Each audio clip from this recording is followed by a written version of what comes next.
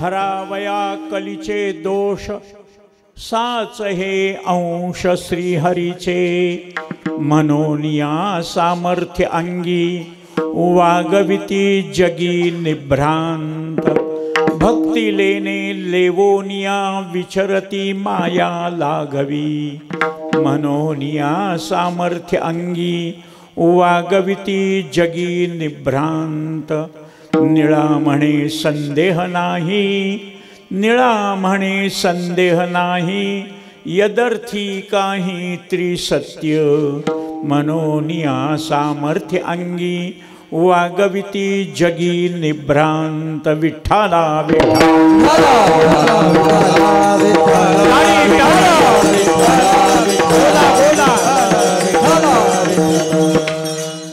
यदक्षरं मनाखेयम् आनन्दं मज केवलम् श्रीमन्निवृत्तिनाथेति ख्यातमदैवतमाश्रये यत्कृपाल्लवमात्रेण महिषो वेदपारगः ज्ञानेश्वरं तमाचार्यं वन्दे बद्धाञ्जलिर्मुदा।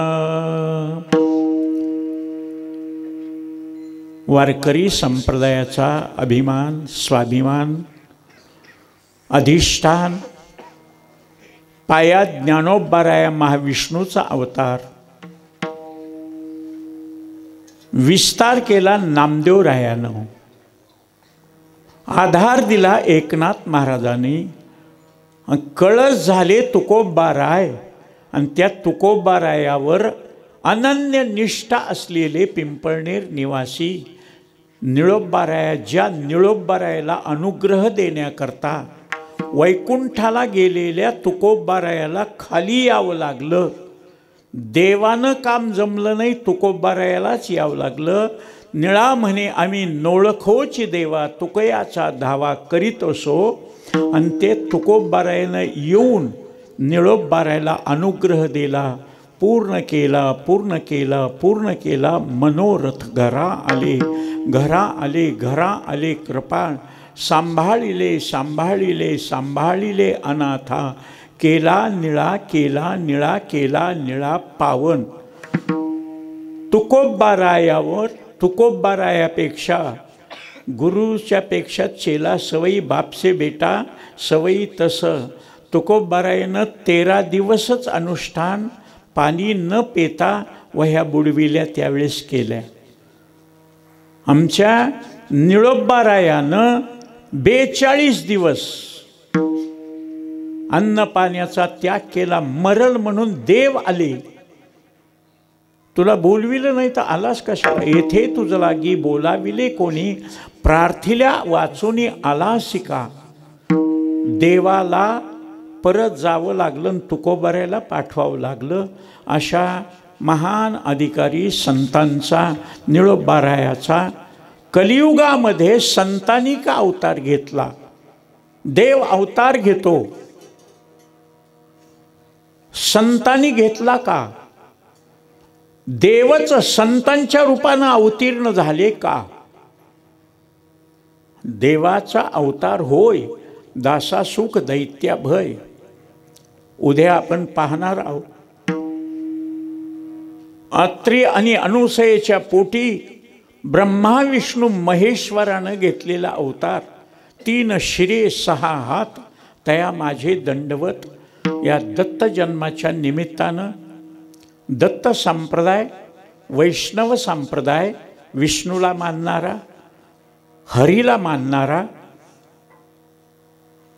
शंकराला मानणारा देवाला मानणारे संप्रदाय पण मेळविली मांदी वैष्णवाची सगळे वैष्णवच मग सगळ्या वैष्णवानं अवतार घेण्याचं कारण काय का दत्तात्रेय अवतीर्ण झाले?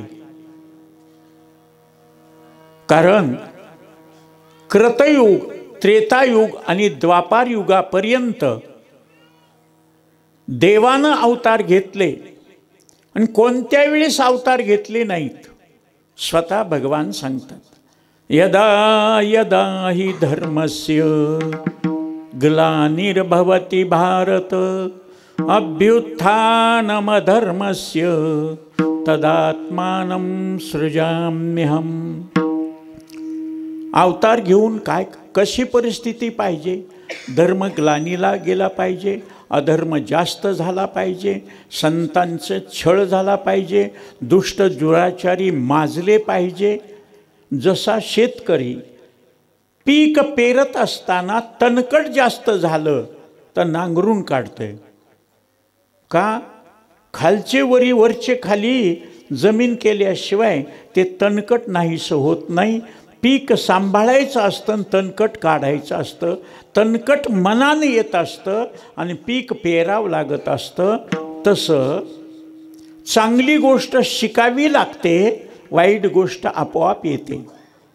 आता एवढे छोटे छोटे बाल विद्यार्थी हे, आणि मला स्वाभिमान वाटतो अशा लहानपणापासून जर भजन करायला लावलं, टाळी वाजवून सेवा करायला लावली, तर असं वाटतं हे जोग महाराजानं अलंकापूरमध्ये जी जोग महाराजांची वारकरी शिक्षण संस्था स्थापन केली, ज्या संस्थेत माझ्या 3 पिढ्या शिकल्या. वडील शिकले, आजोबा शिकले, मी शिकलो, माझे नंतरच्या पिढ्या शिकल्या. पण त्यांनी जे धडा घालून दिला तेच गावोगाव कीर्तन भजनाच्या, नामस्मरणाच्या, परमार्थाच्या, धर्माच्या रूपानं ही नंतरची पिढी तयार होत आहे. तुमच्या गावाला कोटी कोटी धन्यवाद. या बाळगोपाळांना भजनाची संधी दिली.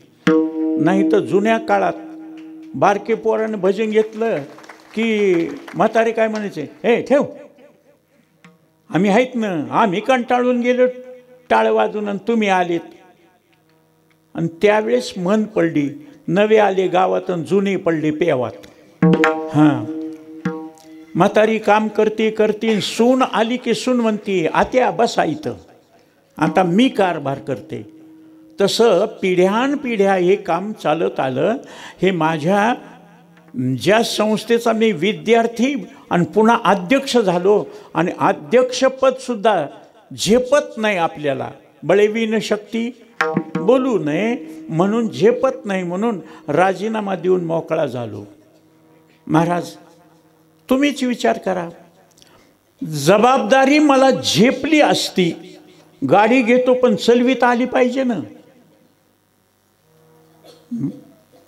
चलविता नाही आली, धडक दिली तर चांगलं आहे का? जीव जाते. एकट्या चालवणाऱ्याचा नाही, चालवणारा एकटा धडक देते पण मधी बसलेले सगळेच मरतील. हां, त्याच्यामुळं बाबांनो झेपत नाही, राजीनामा दिला. आणि राजीनामा दिला म्हणूनच आनंदानं 78 वर्ष झालं तरी मला कशाचीच काळजी नाही. जेवताना म्हणले अजूनही टकाटक तब्येत आहे, काळजीच नाही ना, चिंता नाही. काळजी, लोक म्हणतील काळजी केलेली कशाही ओळखावं. जो मनुष्य काळजी करतो सांगून जात नाही, सांगत नाही काळजी म्हणून, त्याच्या डोळ्याखाली काजळी येते. त्यानं काळजी केली, शांत झोप लागत नाही. महाराज यांचे सगळ्याचे जेवण झाली तर मी जेवतच होतो ना, दमानं जेवण, दमानं झोप. हाय, काळजीच नाही, कशाचीच काळजी नाही. माय नाही, बाप नाही, बहीण नाही, भाऊ नाही, बायको नाही, लेकरं नाही, काही नाही. तुम्ही परळीला आलात तर तुम्हाला आश्चर्य वाटेल. पत्र्याचं घर आहे आजोबाच्या काळाचं, संडास बाथरूमसुद्धा नाही. मला जेवण दुसऱ्या कोणी येतं, मी या जेवायला सुद्धा म्हणत नाही. मला दुसऱ्यानं जीव घातले, मी कशाला या म्हणू. एकटाच आहे म्हणून म्हणत असतो, एकट्या माणसाला सांभाळण्याकरता जवळ येत जा, जवळ येत जा. कोणी म्हणून हिंगळजवाडीला केशव महाराजाचं कीर्तन झालं, कुत्रं सुद्धा नव्हतं बघा, कुत्रं सुद्धा बसून ऐकायले. हां, सगळ्या माणसाला टाळ्या वाजवा म्हणलं की ते सुद्धा कर राहील. हां, ऐका, पाप जास्त झाल्यावर देवाचा अवतार, पुण्य जास्त झाल्यावर संतांना आनंद. माणसाला देवाचा अवतार होय, दासा सुख दैत्या भय. जो स्वतःपुरता जगतो त्याला माणूस म्हणावं, आपल्यापुरता जगतो, आपले माझे गडी कोण कोण देव, भक्ता करता जगतो, भक्ता राखे पायापाशी दुर्जनाशी संवारी. संत सगळ्या जगाकरता असतात, म्हणून जगाच्या कल्याणा संतांच्या विभूती. आणि संताशिवाय देव राहू शकत नाही.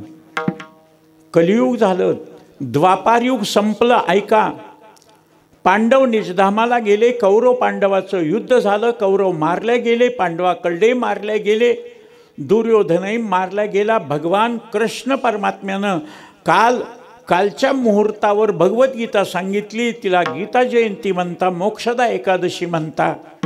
आणि मासांना मार्गशीर्ष 12 महिन्यामध्ये भगवान स्वतः सांगतात, मार्गशीर्ष महिना ही माझी विभूती आहे. आणि अशा विभूतीच्या काळामध्ये दत्त जन्माचा सप्ताह, त्या सप्ताहामधलं आजचं कीर्तन, आणि त्या कीर्तनाकरता निळोबारायचा अभंग घेतलेला आहे.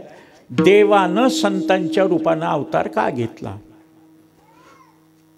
द्वापारयुग होतं तोपर्यंत, कृष्ण होता तोपर्यंत, पांडव होते तोपर्यंत सगळं शिस्तीत चालू लागलं. कलियुगाला सुरुवात झाली, पांडव निजधामाला गेले, कृष्णानं आपला अवतार संपवला. आणि कलियुगाला सुरुवात झाल्याबरोबर फरक माणसाच्या वागण्यामध्ये पडला, काळामध्ये पडला. कारण काय झालं, ऐशा कलियुगामुळे झाले धर्माचे वाटोळे. शास्त्र सांगतं, यतो धर्मस्ततो जयः, धर्मो रक्षति रक्षितः. पण धर्मच ग्लानीला गेला, अधर्म जास्त झाला. आणि परिणाम आमच्या संत महात्म्यानं केले वर्ण. ऐका कलीचे महिमान, कलीचे महिमान, ऐका कलीचे महिमान, कलीचे महिमान. असत्यासी रिजले जन, असत्यासी रिजले जन, असत्यासी रिजले जन, असत्यासी रिजले जन. पापा देती अनुमोदन, पापा देती अनुमोदन, पापा देती अनुमोदन, पापा देती अनुमोदन. करती हे संतांचे, करती हे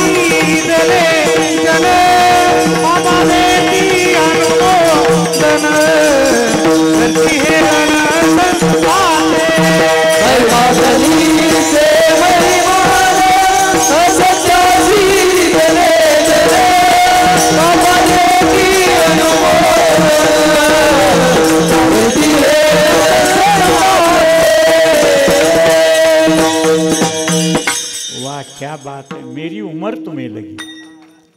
ऐका कलीचे महिमान, असत्यास रिजले जन. सत्य गेले भोळ्यावरील, असत्याची चाले थोरी. पापा देती अनुमोदन, करीती हेळन संतांचे.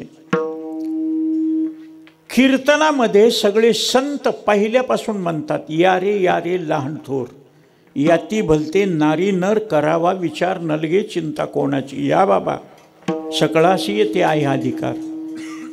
या म्हणलं तर सगळे येतात का? माणसं महाराज चोपदार गावकरी म्हणतात पुढे जागा आहे, पुढे सरका. नाही बरं आहे, लांबूनच बरं आहे. तमाशात कुणी पुढे सरका म्हणतं का हो? सुरेखा पुणेकर, गायत्री पाटील, ती सपना चौधरी ह्या नाचायला आल्यावर पुढे ते येतच नाहीत, पण म्हातारी सुद्धा असं करते. बाबा बसा, लांबून हे रथ नाही, काय करायचे? हा, नको तिथं पुढे जाते. आणि कीर्तनात नाही, लांबूनच बसून ऐकतो. हा, का बाबा? वाईट गोष्टी. गावात आल्यावर नवीन माणूस आलं, मंदिर कुठे आहे, मठ कुठे आहे, देव कुठे आहे म्हणतं का? माणसं डोळे तारवटलेले, कपाळाला गंध नाही, गळ्यात माळ नाही, त्याला विचारते इथं मिळते का? दारू आहे की इथं टॉकीज आहे का? नाचगाणे आहेत? वाईट गोष्टीची चौकशी करते. त्या माणसानं सांगितलं गाडीतून उतरलं बाबा, नाही लय घाण ठिकाणी, लय महाग आहे. असू द्या. कधीतरी दारू पिणाऱ्यानं शिच्यात मिसळलंय का काही म्हणतं का? दुधाला दूध दही विक्रीला येतात, गोरस घर घर फिरे उसे पोछे न कोय. दही दूध घ्या म्हणून डोक्यावर तुमच्या दारात येतात. कधी दारू घेऊन आलं का? पण दारूला चौकशी करीत. आणि दूध घ्या म्हणलं, पाणी टाकलंय का? शिळ ताजं आहे का? मलई काढलेलं आहे का? हां, दारूला पेरू गोड आहे का म्हणून खाते, पुन्हा मीठ लावून खाते. गोड आहे म्हणल्यावर पुन्हा मीठ लावायचे, खरट लावायचे. अगोदर जर खरटच केलं तर हां, माणसाची गंमतच आहे हो. नको भलतिया सवे धावे सैराट, नको म्हणेल तिकडं जातं. सैराट हा तुकोबाऱ्याच्या अभंगातला शब्द आहे. म्हणून नागराज मंजुळेनं सगळे सिनेमा काढले, पण सैराट फुल चालला. नाही त्या माणसाला सुद्धा अभंग पाठ नाही, झिंग झिंग झिंगाट. एवढं पोरग पण झिंग झिंग झिंगाट.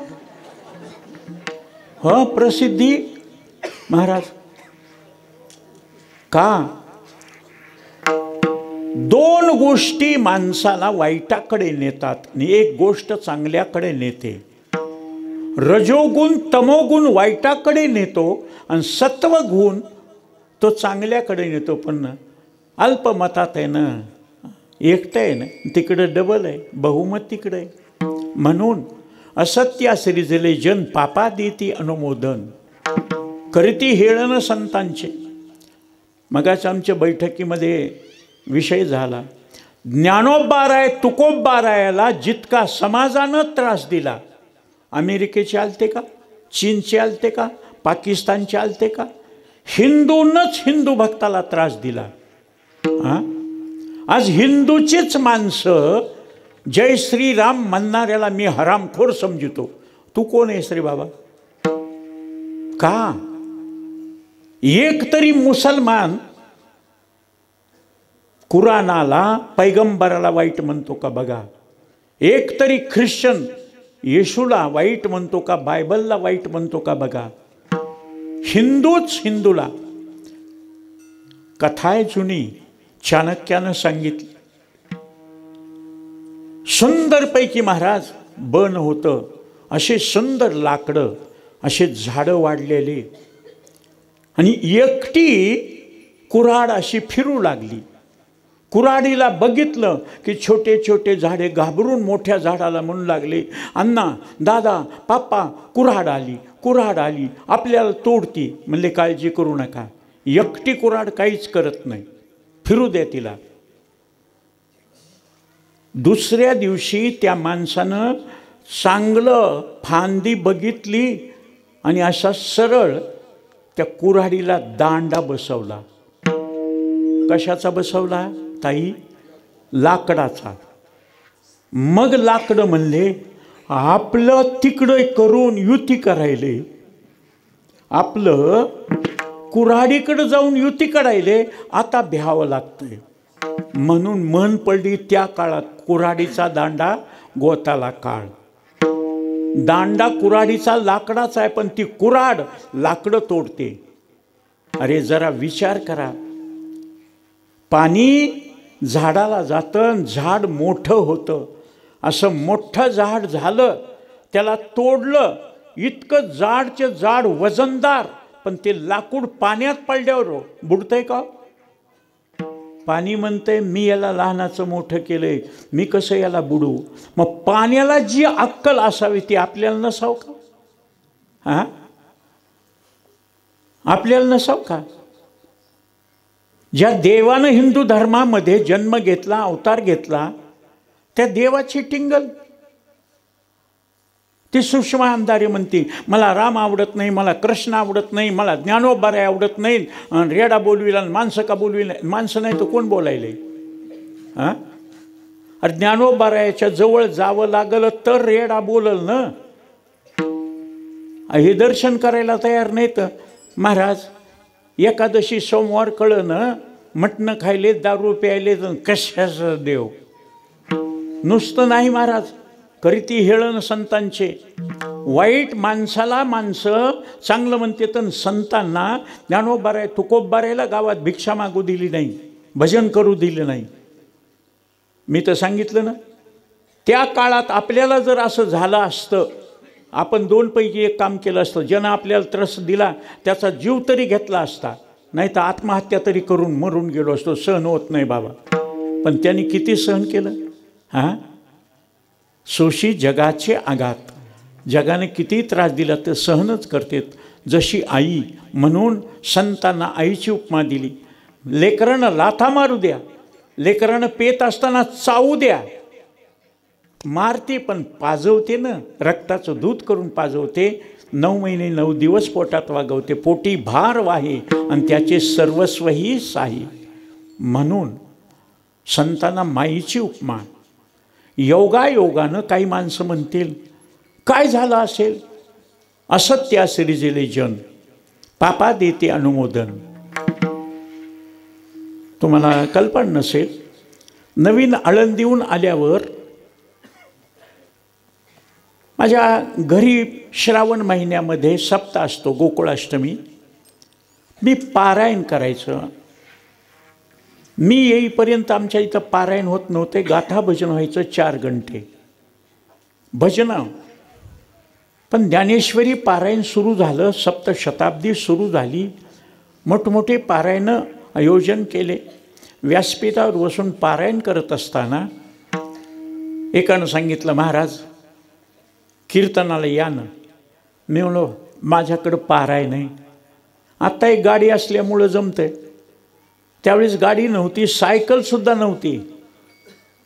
तुम्हाला आश्चर्य वाटेल, 2 रुपयावर कीर्तन करीत होतो. 12 सायकलला द्यायचे आणि ₹1.25 रुपयामध्ये 6 पैसे छटाक भजे होते. हां, 2 रुपये लिटर दूध होतं प्युअर. आता 70 रुपये लिटर देऊन सुद्धा पाणी घालायलेत, मलई काढून घ्यायलेत. लोक म्हणतील कशाहून माहीत? महाराज मी दुधाचा धंदा केला आहे. आधा दूध आधा पाणी, ज्यादा डाले तो बेईमानी. त्यावेळेस 4000ची म्हैस म्हणलं की बाबा बाबा बाबा 4000ची म्हैस कशी काय असेल? आता लाख रुपयाच्या म्हशी इथं. त्यावेळेस म्हैस 10 लिटर 10.5 लिटर एक टाईमला दूध द्यायची. 100 लिटर दूध सकाळी 100 लिटर संध्याकाळी. सोसायटीला दूध घालायचं तर पाणी टाकून त्यांच्या देखत पाणी, 15 लिटर दूध 15 लिटर पाणी.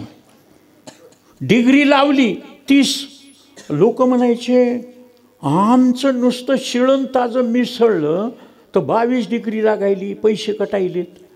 आणि महाराजांना आमच्या देखत पाणी टाकली.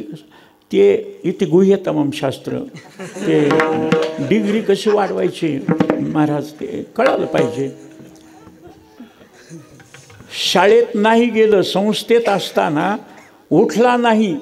काय झालं? उठला नाहीस पहाटे, पाठाला का आला नाहीस? मला ताप आली. मग ताप ये म्हणल्यावर येते का? युक्ती त्याची.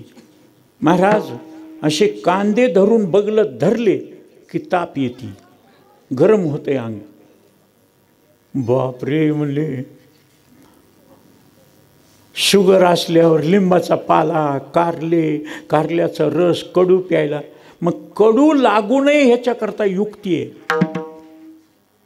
कडू लागू नये याच्याकरता युक्ती आहे. आवळा खायचा चावून आणि मग प्यायचं. कडू लागत नाही तितकं, जसं असं सावधपणे कडू लागतंय. अफुमारीचा पाला सगळायचा आणि पुन्हा गूळ खा, साखर खा, मातीसारखी लागते. हे युक्ती आहेत महाराज, हे वर्म आहेत. योगानं तसं. ते म्हणले महाराज शेवटची एसटी आहे.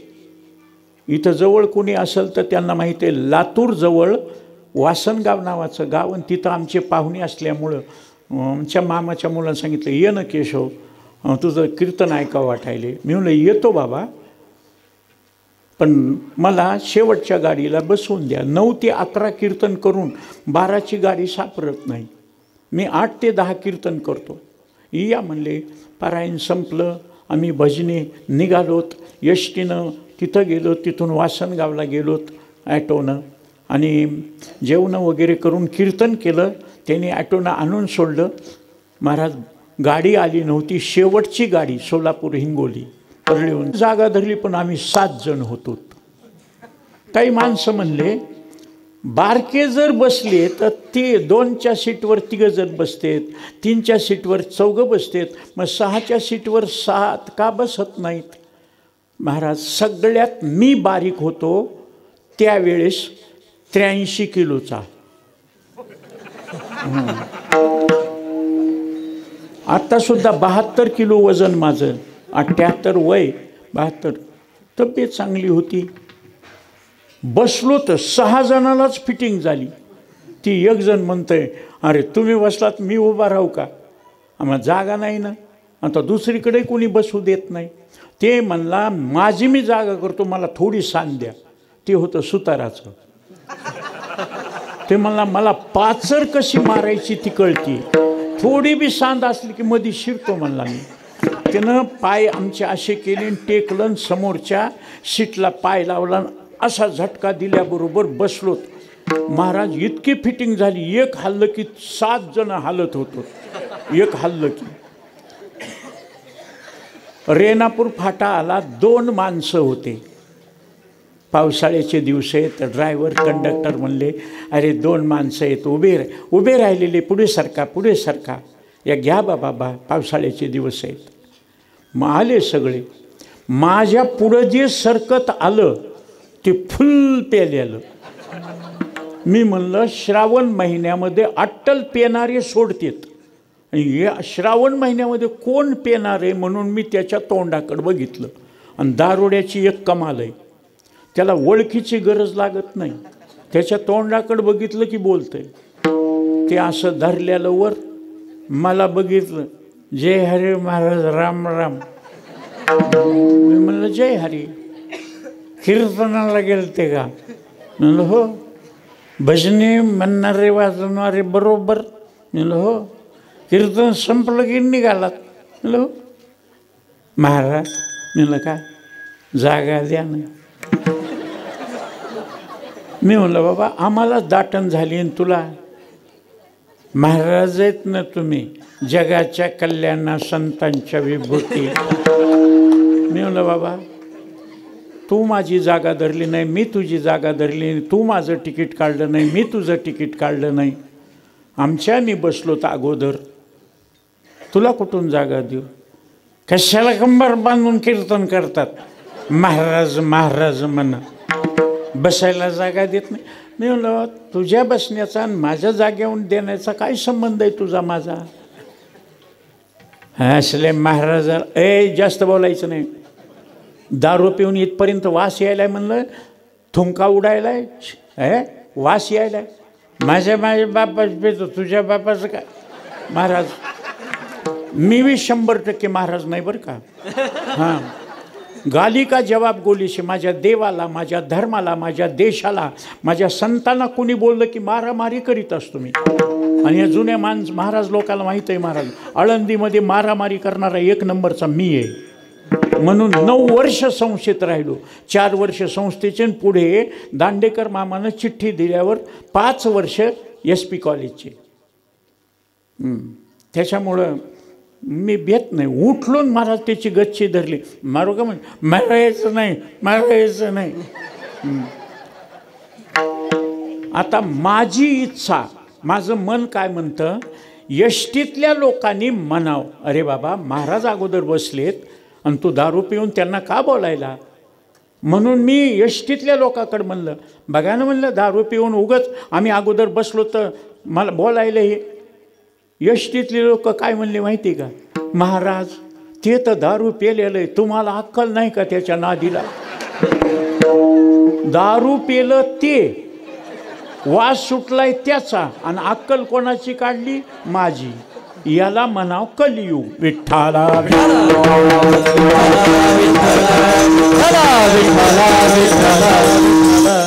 पहा, मला सवय आहे गडे, तुम्ही टाळ्या वाजवून विठ्ठल विठ्ठल नुसतं यांच्याच मतावर काय. हे तर कार्यकर्तेत माझे. मतदान तुम्हाला करायचंय, तुम्ही बटन दाबलं तर केशव उभा, नाही तर पडला. त्याच्यामुळं भजन सुरू झालं की विठ्ठल विठ्ठल म्हणायचं. करा विठ्ठल स्मरण. गाते श्रोते आणि पाहते चतुर. कारण कीर्तनाचा मुख्य भाग आहे नामसंकीर्तन. साधन हे सोपेन, जळतील पापेज, दुःख देणारं पाप नाहीसं होतंय. आणि कलियुगामध्ये पापा देती अनुमोदन. त्याच्याकरता जे नाही आले कीर्तनाला त्यांचं सोडून द्या, जे आले त्यांनी तरी टाळ्या वाजवायच्या. हा एकदा विठ्ठला विठ्ठला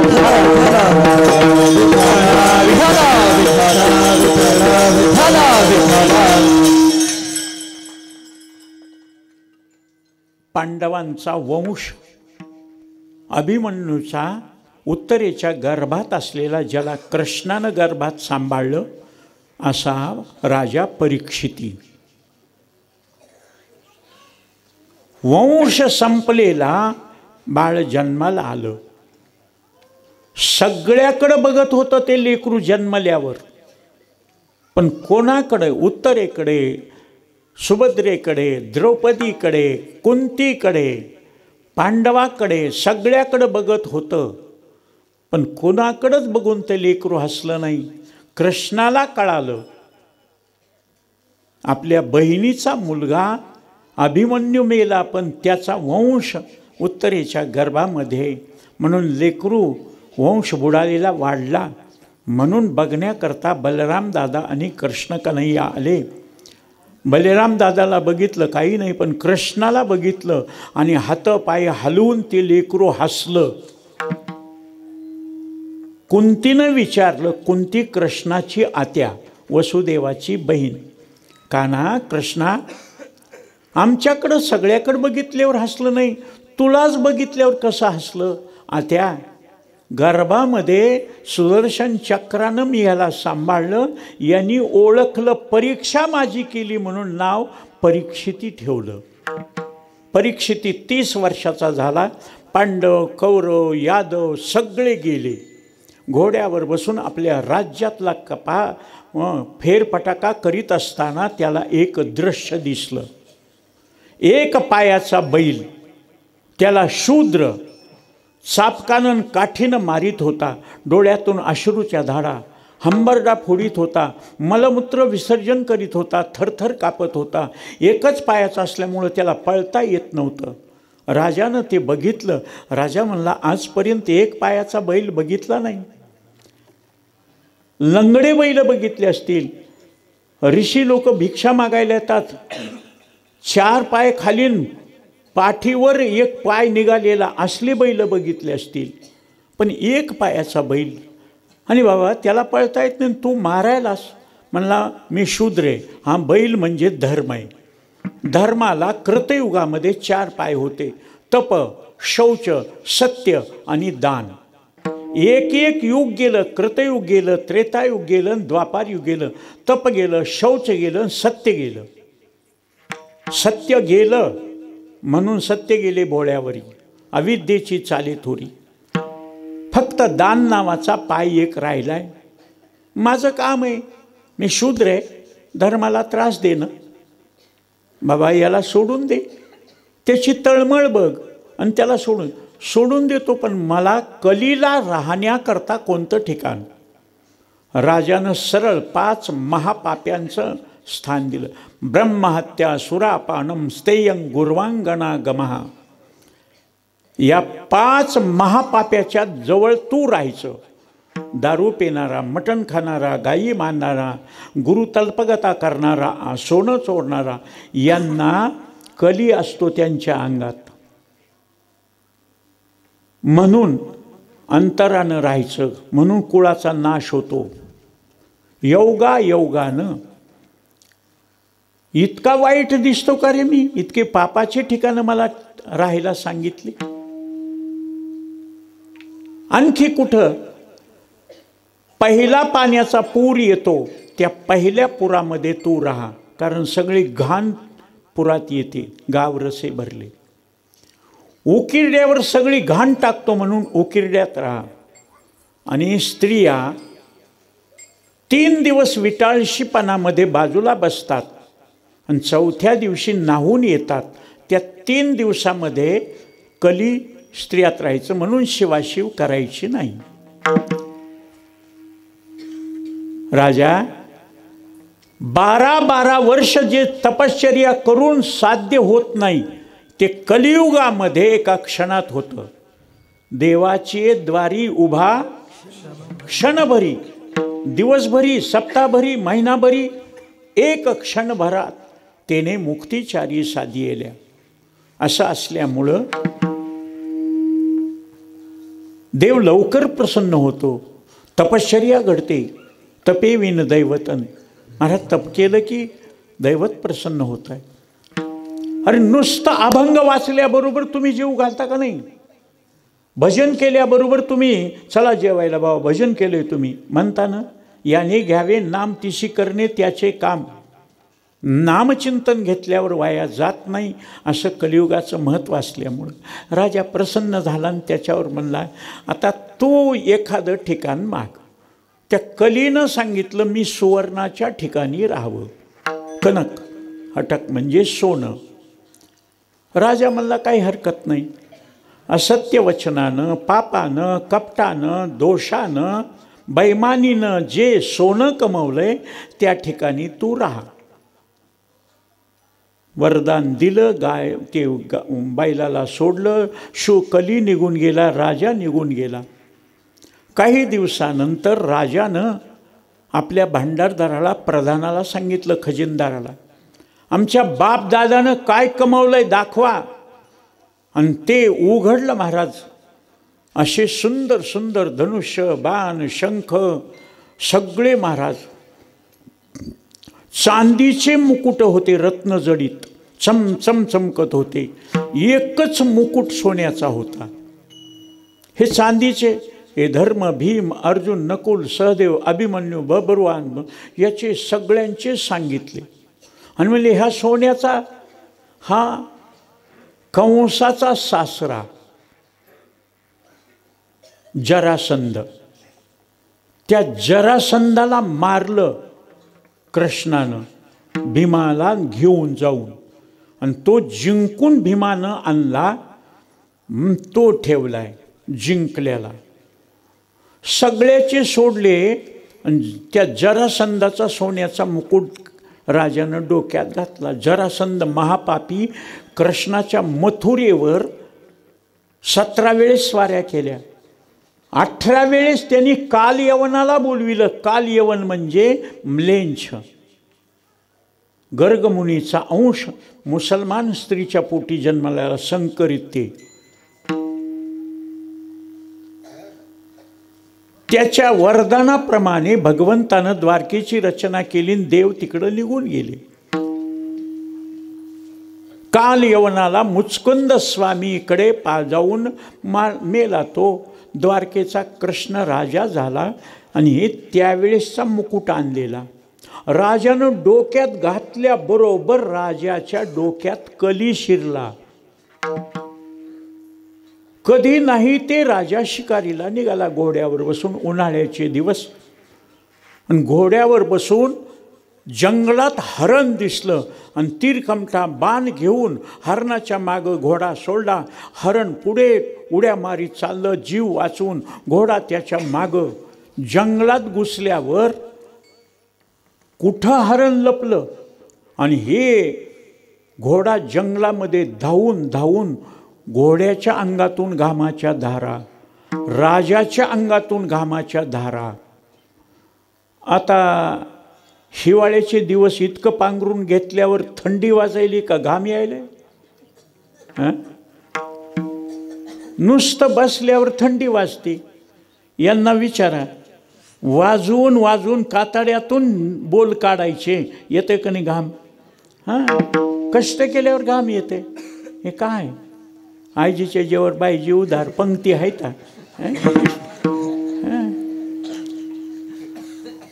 आणि घाम आला अंगातून की तहान माणसात, आणि हिवाळ्यात लागलेली तहान पावसाळ्यात लागलेल्या तहानेपेक्षा उन्हाळ्यातली तहान, जेवायला 2 घंटे उशीर झाला तर चालेल, पण पाणी प्यायचं म्हणलं की घसा कोरडा.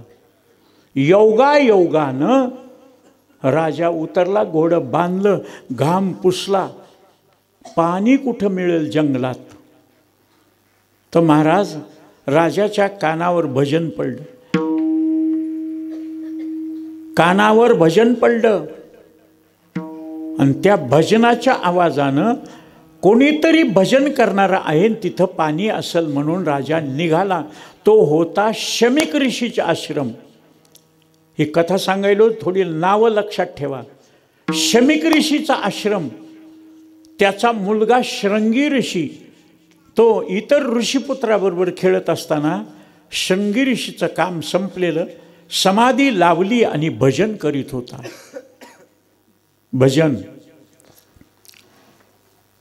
आणि त्या भजनाच्या आवाजानं राजा तिथं गेला. मी राजा आहे, माझ्या राज्यात तुम्ही राहता, मला तहान लागलेली, पाणी द्या, पाणी द्या. पण ते समाधी लावलेली, ते भजन करीत होतं, कसं उठावं? हटकून म्हणले, भजन करायले पण माझा पाणी देईन, आणि मी राजा असून. डोक्यामध्ये कली पापवासना शिरली. मेलेला सर्प रस्त्यावरचा, मुंग्या लागलेला, वास सुटलेला, धनुष्याच्या टोकानं त्या ऋषीच्या गळ्यात अडकवला आणि राजा निघून गेला. कोणीतरी ऋषीपुत्रानं सांगितलं श्रृंगी ऋषीला, तुझे वडील समाधीस्थ भजन करीत असताना कोणीतरी त्यांच्या गळ्यात मेलेला सर्प अडकवला. अरे बापरे! नामस्मरण करताना कोण आला असेल? तो श्रृंगी ऋषी आला. तो सर्प नेऊन टाकला. मुंग्या लागलेल्या होत्या, मुंग्या चावल्या होत्या, कपड्यानं साफ केल्या, आणि राग आला. माझे वडील जागे असते तर गोष्ट वेगळी, पण समाधी लावलेले, भजन करू लागलेले, त्यांना हे कोणी केलं माहीत नसल्यामुळं, ज्या कोणी दुष्टानं नामस्मरण करणाऱ्या माझ्या वडिलाच्या गळ्यात मेलेला सर्प अडकवला, त्याला 7 दिवसाचं आयुष्य, आजपासून 7व्या दिवशी त्याला तक्षक नावाचा जहिरीला नाग चावून मरण येईल. ही भयंकर शापवाणी ऐकली राजा, आणि त्या शमीक ऋषीनं डोळे उघडले. अरे बेटा श्रृंगी ऋषी, शाप देऊ नको. भगवान कृष्णानं ज्याला गर्भामध्ये सांभाळलं तिकडं चाललाय तुझा शाप, म्हणू नको. ते म्हणला, तोंडातून निघालेला शब्द, धनुष्यातून निघालेला बाण, बंदुकीतून निघालेली गोळी एकदा सुटली की सुटली, वापस घेता येत नाही. मग एक काम तरी कर, तुला 7 दिवसाचं आयुष्य आहे म्हणून राजाला समजावून सांग. 7 दिवसामध्ये काय करायचं ते करील. राजानं केलं ते, बसला.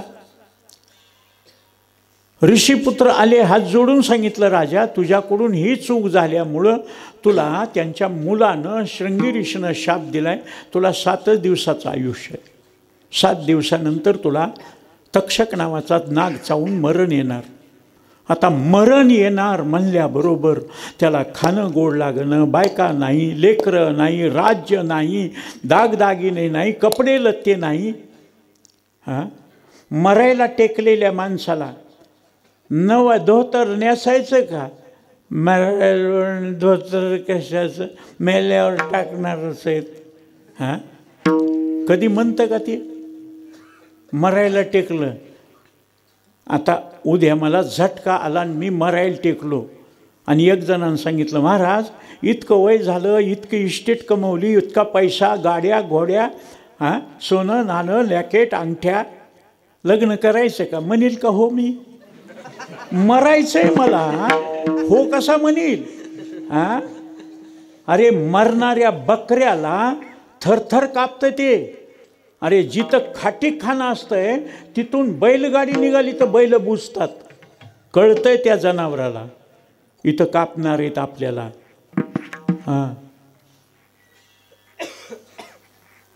कसं राजानं राजवस्त्र, राजदंड, राजभोग, राजस्त्रिया, राज अलंकार सोडले, काशाय वस्त्र पांघरले, गवताच्या काडी गादीवर नाही गवतावर बसला, रडू लागला.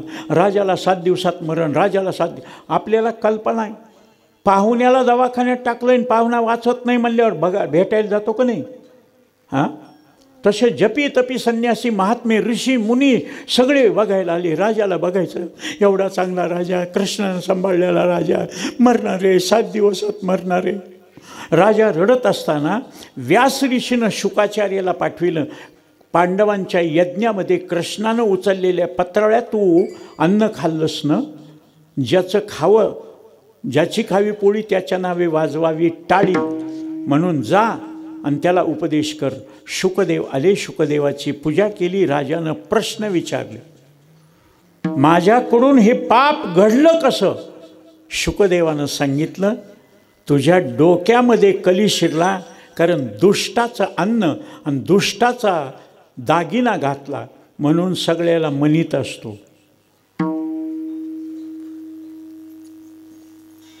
टोपी नाही आहेर करायचा तो दुसऱ्याचे घेऊ नका. आणि बायात तर लय गचाळ पद्धत आहे. नवी साडी घेतली घडी मोडायला, घडी 15 बायका नेसत्यात आणि त्या वस्त्राबरोबर त्यांचे गुणदोष येतात.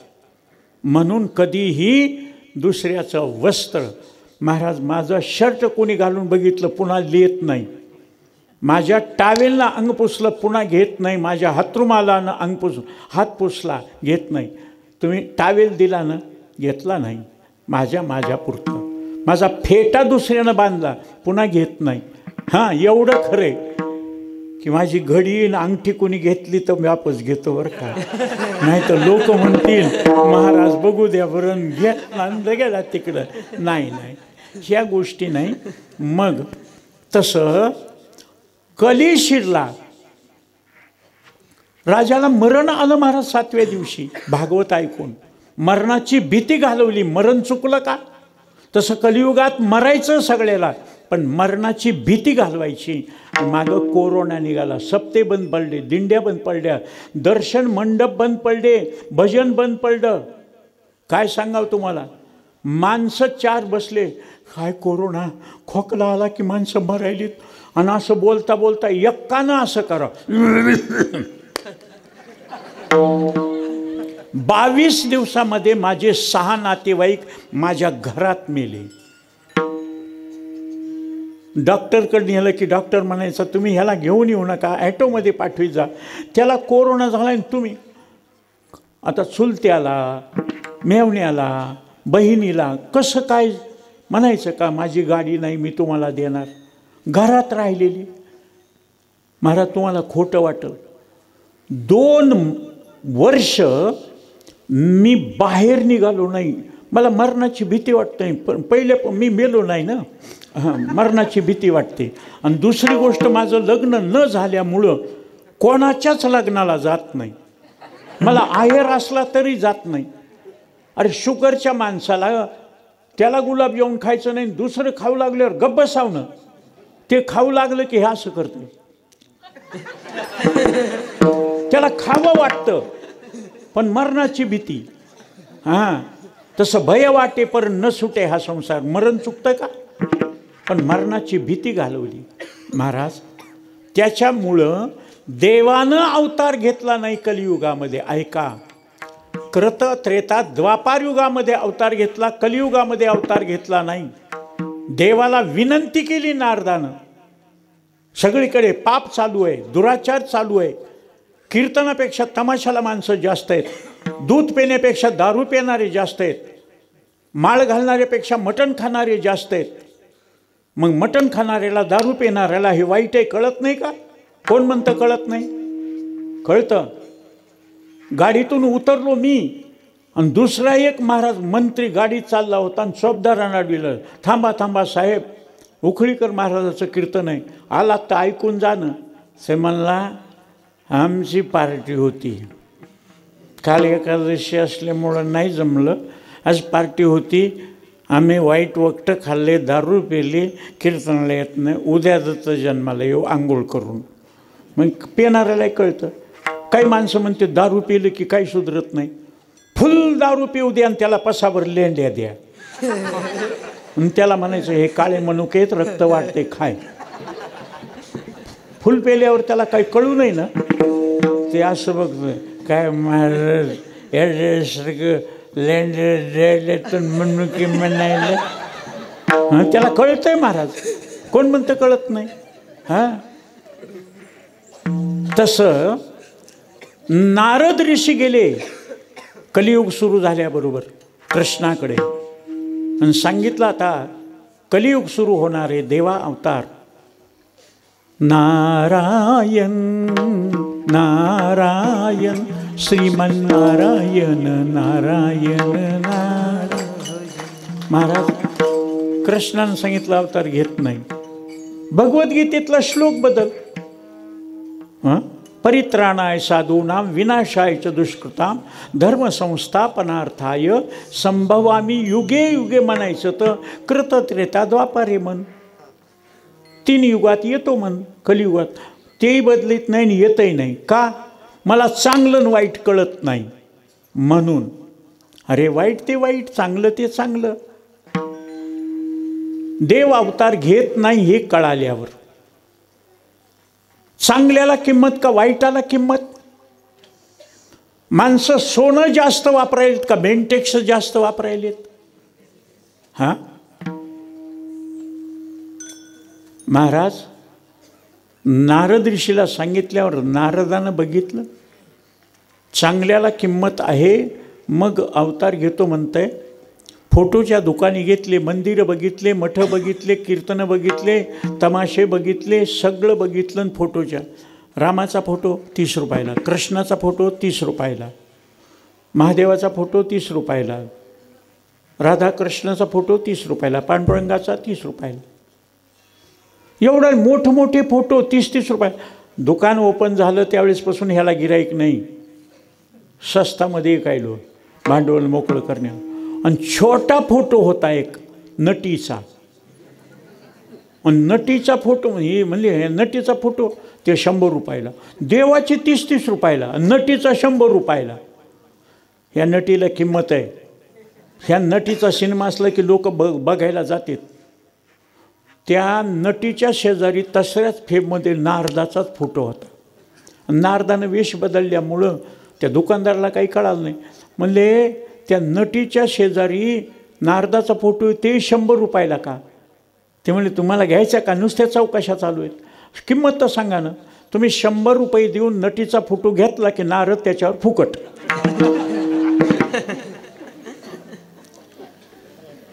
नारद म्हणला 100 रुपये 2 म्हण, नारद फुकट म्हणू नको. ते नटीवर देवाला सांगितलं दुनिया जाय भाड में, नको अवतार घेऊ. पण बुडत हे जन न देखावे डोळा, येतो कळवळा म्हणून या. जगाच्या कल्याणा संतांच्या विभूती, देह कष्टविती परोपकारे. सगळ्या संतांनी अवतार घेतल्यावर देव म्हणले तुम्ही अवतार घ्याला आणि तुमच्याशिवाय मला करमत नाही, मलाही अवतार घ्यायचा आहे. सगळ्या संतांनी सांगितलं, भक्त रूपे तुम्हीच धरा विश्वंभरा अवतार. तुम्हाला देव होऊन येता येणार नाही, संत होऊन येता येईल, भक्त होऊन येता येईल. म्हणून शंकरानं सदाशिवाचा अवतार स्वामी निवृत्तीदाता, महाविष्णूचा अवतार सखा माझा ज्ञानेश्वर, माझा ज्ञानेश्वर, माझा ज्ञानेश्वर. महाविष्णूचा अवतार सखा माझा ज्ञानेश्वर, सखा माझा ज्ञानेश्वर, सखा माझा ज्ञानेश्वर.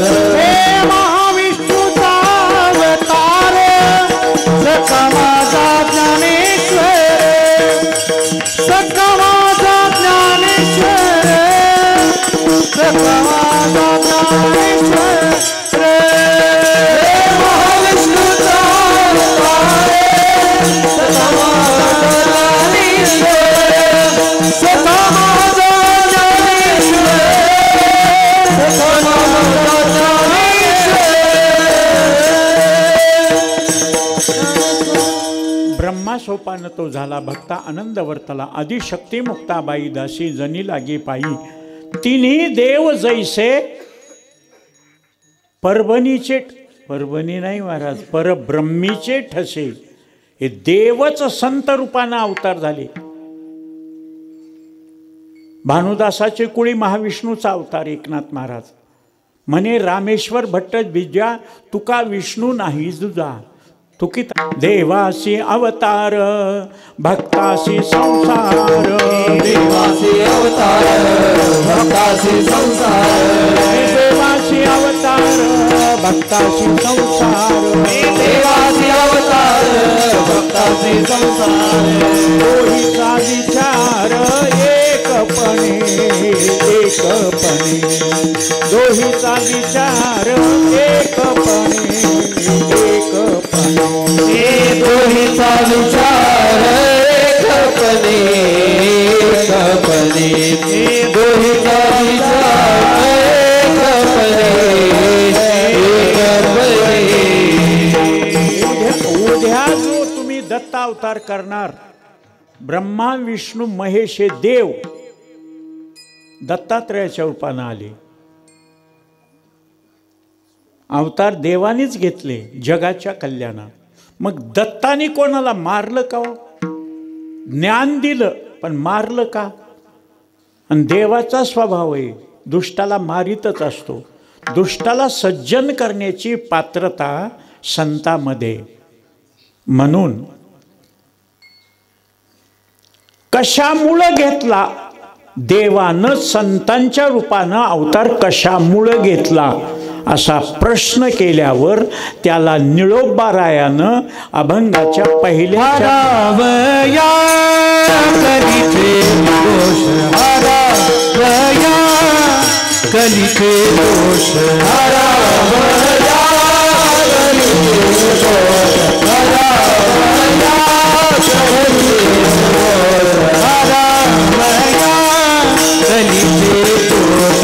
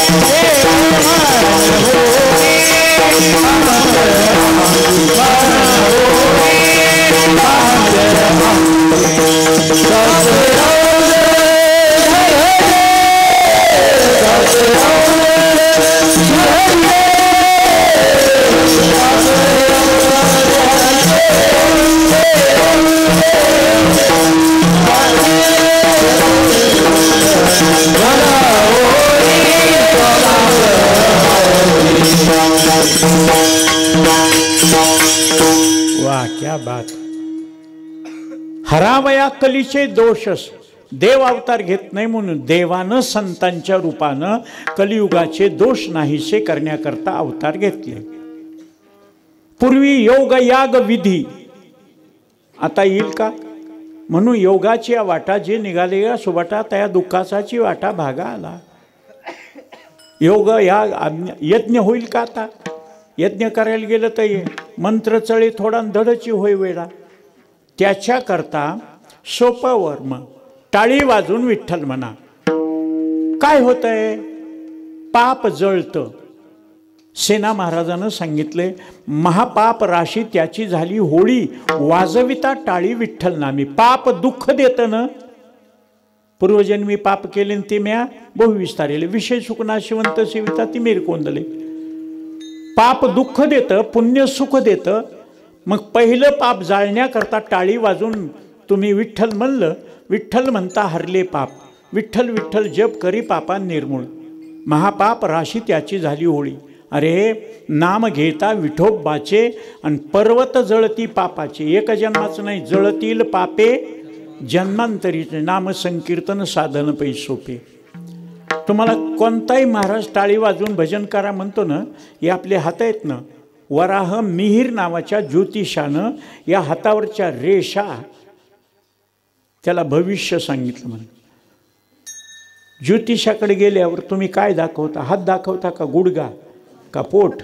हां, ते हात बघत आहे असं आणि बघितलं ते म्हणतंय तुमच्या हातात पैसा येतो पण पैसा टिकत नाही. तुम्हाला चांगल्या गोष्टीला दानधर्म घडत नाही. तुमचं घर भरलेलं आहे पण तुम्हाला देव खाऊ देत नाही. तुमच्या जवळ येणारी माणसं तुम्हाला दुःख देतात. ते म्हणलं असं मोघम सांगू नका. कोणत्या रेषेचं कोणतं महत्त्व आहे सांगा. वराह मिहीर नावाच्या ज्योतिषानं हातावरच्या रेषेचं भविष्य सांगितलं.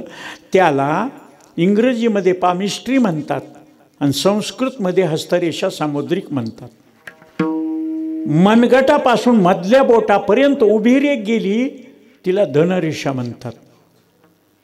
माणसं बघायलेत बरं का, पण खरं सांग का असं उघड उघड बघणं झालेत. कसं बघायलेत सांग का? बायाची पंचायत उजव्या का डाव्या. मग कसं बघायलेत?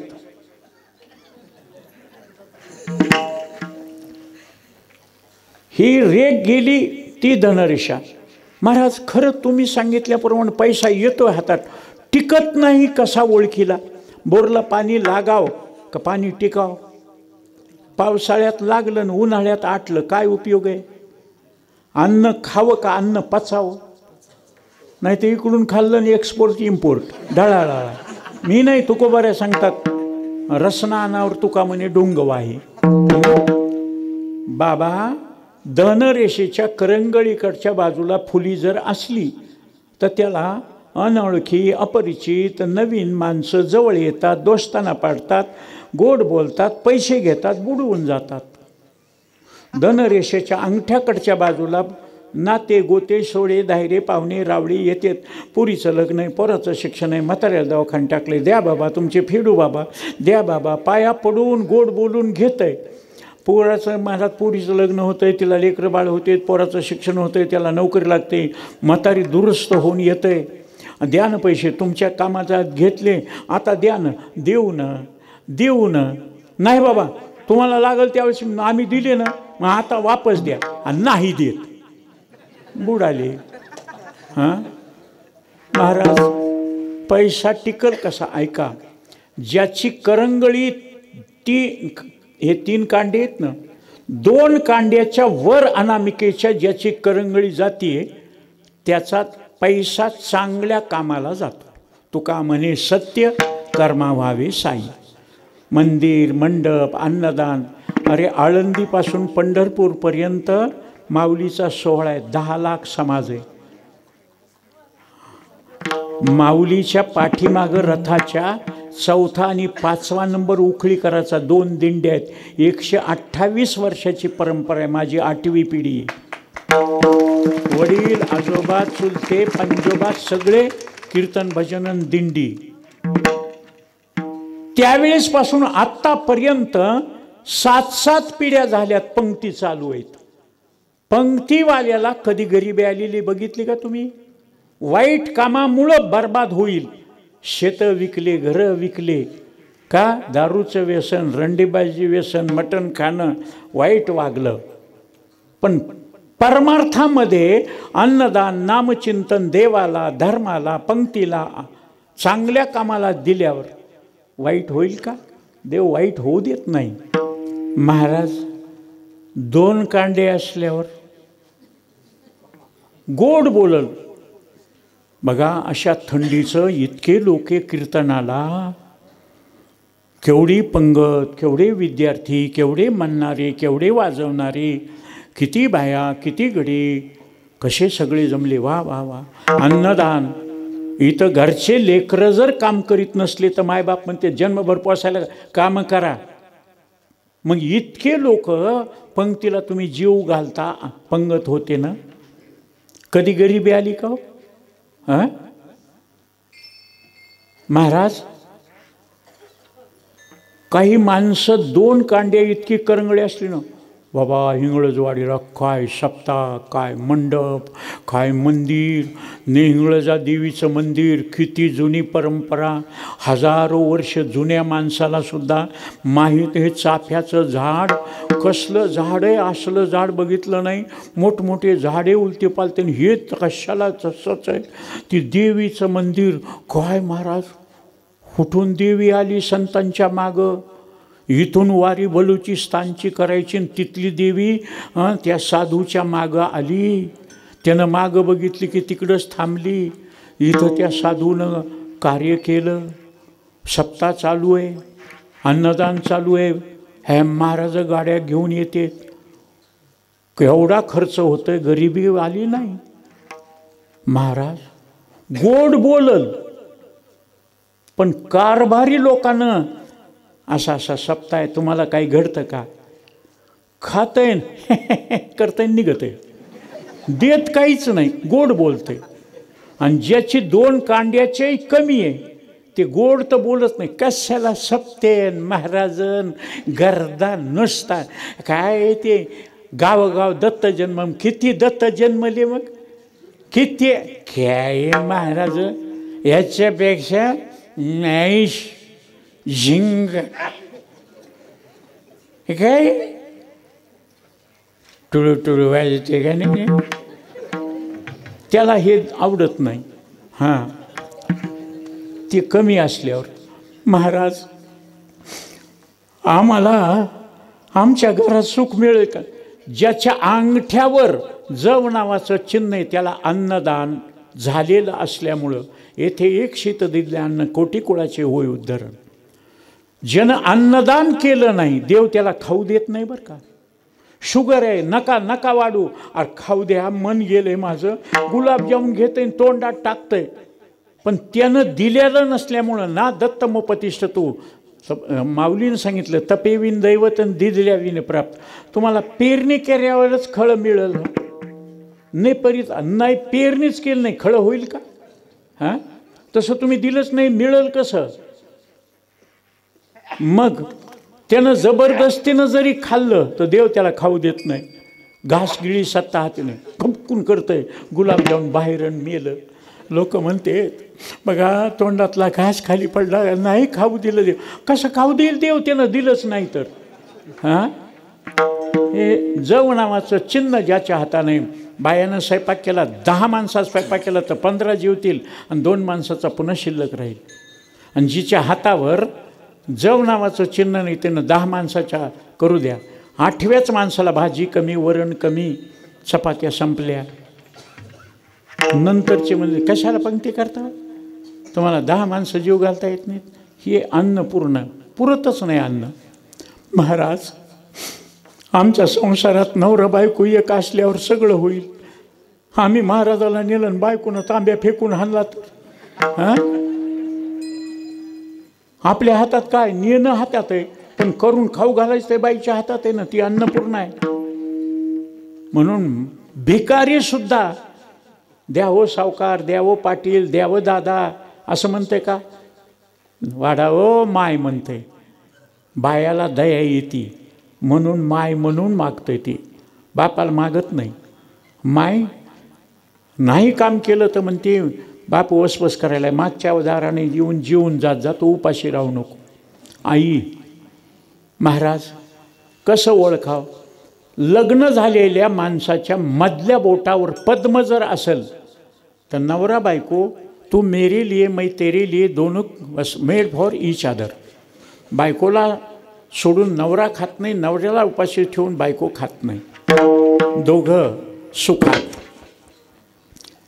ज्याचं चक्र आहे, चक्र. बायको म्हणली काल एकादशी झाली, माझी तब्येत बरोबर नाही, तुम्हाला द्वादशी सोडायची, मला चक्र यायल्यात, करते तुमच्या पुरतं, मला तर मार्गशीर्ष महिन्यातला गुरुवार असते ना, तुम्हाला कसं उपाशी ठेवू. हां, माझ्याकरता तू बेजार, तुला उपाशी मी खाऊ का. चल. बसले गाडीत. महाराज नेलं पंचतारांकित हॉटेलमध्ये. पंचपक्वान्नाचं खाल्लं, पैसे फेकले, गाडीनं दात कोरीत निघाला. बायकोनं खिडकीतून बघितलं. काय बघायलीस. बघा ना साड्या कशा चमचम. वळविली गाडी. घे, 6 वारी घे, 9 वारी घे, काटापदराची घे, छापील घे, बनाट घे, टीस टसर सिल्क घे, शिफॉनची घे 15 साड्या. एवढ्या कशाला. पारायणाला वेगळी, भजनाला वेगळी, दिंडीला वेगळी, सोहळ्याला वेगळी, स्पर्शाकडला वेगळी, मरायला वेगळी, नाचायला. घे 15 साड्या. दागिने घे. आणि एके दिवशी काय की बाई लाडात आली आणि ती म्हणली आज मला स्वयंपाकच करू वाटणं, चला ना हॉटेलमध्ये जेवायला. मुस्काड फोडील म्हणला.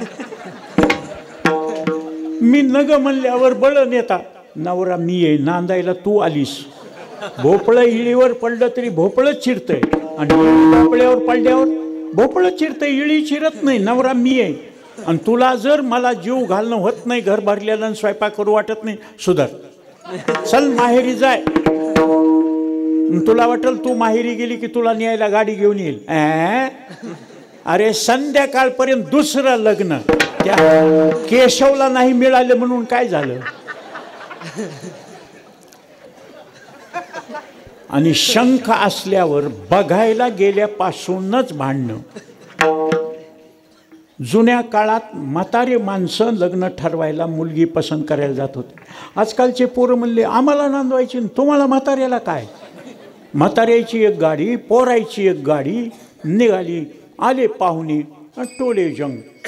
हे म्हणले चहा, कॉफी, दूध काय कोणाला पाहिजे ते ने. त्या पोरीनं नेऊन ठेवलं. काय घ्यायचं ते घ्या. म्हातारी आईनं बघितलं. पोरीला दोष द्यायला, सुंदर पोरगी आहे, नाकी डोळे नीटास आहे, वा वा वा, पाय चांगले, हात चांगले, दात चांगले, डोळे चांगले, छान आहे पोरगी. म्हाताऱ्यानं शाबासकी दिली. पोरायकडे गेल्यावर नवरदेव ते महाराज हिरोसारखा, अंगे सुटम, पाये बुटम, नेके नेकटाय कॉलरम, असा जंटलमॅन, गोरा पान देखना. त्यानं पोरीला पाहिलं, पोरीनं त्याला पाहिलं. पोरगी बी सुंदर महाराज, गोरी पान, भव्य कपाळ, कपाळावर टिकल्या भोवया कोरलेल्या, काजळ लावलेलं, बापकट केस कापलेले, ड्रेस घातलेला, होटाला लाली लावलेली. आणि फक्त तिनं नवरदेवाकडं बघितलं. आपल्याकडं काय पद्धत आहे, नाव काय, शिक्षण किती, काय करते, हां आपण विचारतो ना. मग त्या पोरायपैकी कोणी विचारायची गरज नाही. त्या पोरीनं असं केलं आणि नवरदेवाकडं पाहून नुसतं नवरदेवाकडं पाहिलं. असं केल्याबरोबर बघितलं की फसलं. ते म्हणला पसंत आहे मला, आत्ताच करा, आत्ताच लग्न, गेटकेन आत्ताच. ते म्हणले आम्हाला 10 ठिकाणचं आमंत्रण आलेलं आहे, आमच्या मुलीच्या लग्नाला सगळ्याला बोलवायचं. बोलले सगळे महाराज. महाराज 11:35 लग्न, 2:15 वाजले. ते ब्राह्मण, नवरीचे मामा नवरीला घेऊन या, नवरदेवाचे मामा नवरदेवाला घेऊन या, मला दुसरीकडे जायचं आहे, लवकर आले का पाहुणे, सगळे करायची का सुरुवात. नवरीला आणून नवरदेव येत असताना पुंगळ्याची छत्री फुल पिलेले 4 जण त्याचे, ते काय सोकोने का करवले, त्या स्पीकरवाले मोठे हुशार. महाराज आल्यावर नाही, ते नवरदेव तिकडून दिसला की त्यांनी बटन दाबलं. बहारो फूल बरसाओ मेरा बेवकूफ, आपलं महबूब आया है. हां, नाही तर मी म्हणत असतो बहारो जूते बरसाओ मेरा दलिंदर आया है. आणि ते बी महाराज बूट, सॉक्स, पॅन्ट, इनशर्ट, कोट, जॅकेट, अंगठ्या, ब्रेसलेट, घड्याळ आणि महाराज इथं टिकला लावलेला, दृष्ट होईल मळवट भरलेला, मुंडोळ्या आणि ती पगडी आणि त्या पगडीला तुरा आणि हातात एवढा चाकून त्याला लावलेलं लिंबू असं करीत निघालं आणि ती छत्री घेतलेली. करायची का सुरुवात? आता खरं सांगा, तुम्ही जिथं उभा राहता सावधान म्हणल्यावर तुमच्या अक्षता सगळ्या नवरा नवरीवर पडतात, पण तुम्ही टाकताना सावधान म्हणल्यावर कुठं का पडणं सावधान? वंजळ वंजळ अक्षदा. या पोरी, हे पोरं, ह्यांना त्या लग्नाचं कीर्तनाचं काही नसतंय. या पाय ही काळी पोरगीनं समोर बसलेली, मी विना घेतला त्यावेळेसपासून च्युईंग गम खायली आणि माझ्याकडे बघत मुस्काड फोडल्यावर कसं होईल?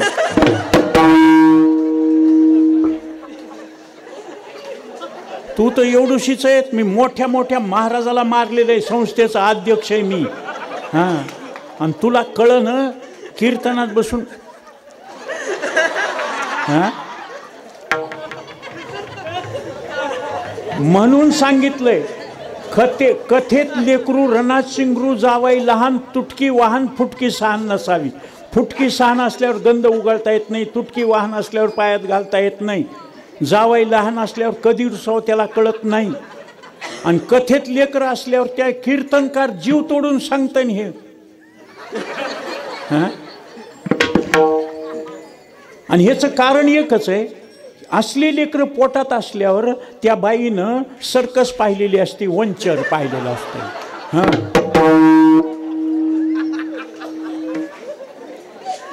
योगानं लागलं लग्न. ऐका, नवऱ्यानं नवरीला हार घातला. मी जुन्या लोकांना विचारतो, तुमच्या वेळेस होतं का नवरदेवाला उचलायचं? आता कसल्याही लग्नामध्ये ते करवले नवरदेव, मुलीनं हार घालायच्या वेळेस नवरदेवाला उचलायलेत. त्या पोरीचा हात पुरत नाही, सगळे खिक हसते. त्या पोरीला किती अपमान वाटते. नवऱ्यानं हार घालता वेळेस ती मुलगी मान खाली घालून घालते. नवरदेव माझ्या मंडपात एवढ्या मोठा मंडप आहे, तारस आहे, तिथं लग्न लागतात. 2 वेळेसही त्या मुलीनं हार घालायच्या वेळेस पोरानं उचललं, तिला हात पुरला नाही. पोरगी इतकी तापड होती, तिनं ओळखीच्या पोराला हार घातला आणि ते निघून गेले. ते नवरदेव तिथंच आहे अजून. धोबी का कुत्ता घर का ना घाट का. पहिली गेली आणि दुसरी मिळणं. हां, का? हे शंका असल्यावर. महाराज, आयुष्य असावं तुम्ही सांगितल्याप्रमाणे आम्ही चांगलं वागू, भजन करू, वाईट वागणार नाहीत, वाईट खाणार नाहीत. आयुष्य करंगळीच्या शेवटच्या कांड्यापासून पहिल्या बोटापर्यंत जी गेलेली ती आयुष्याची रेषा. इथपर्यंत असलं तर 100 वर्ष धक्का लागणार नाही. आयुष्य ते तेजीने पुढे केलं.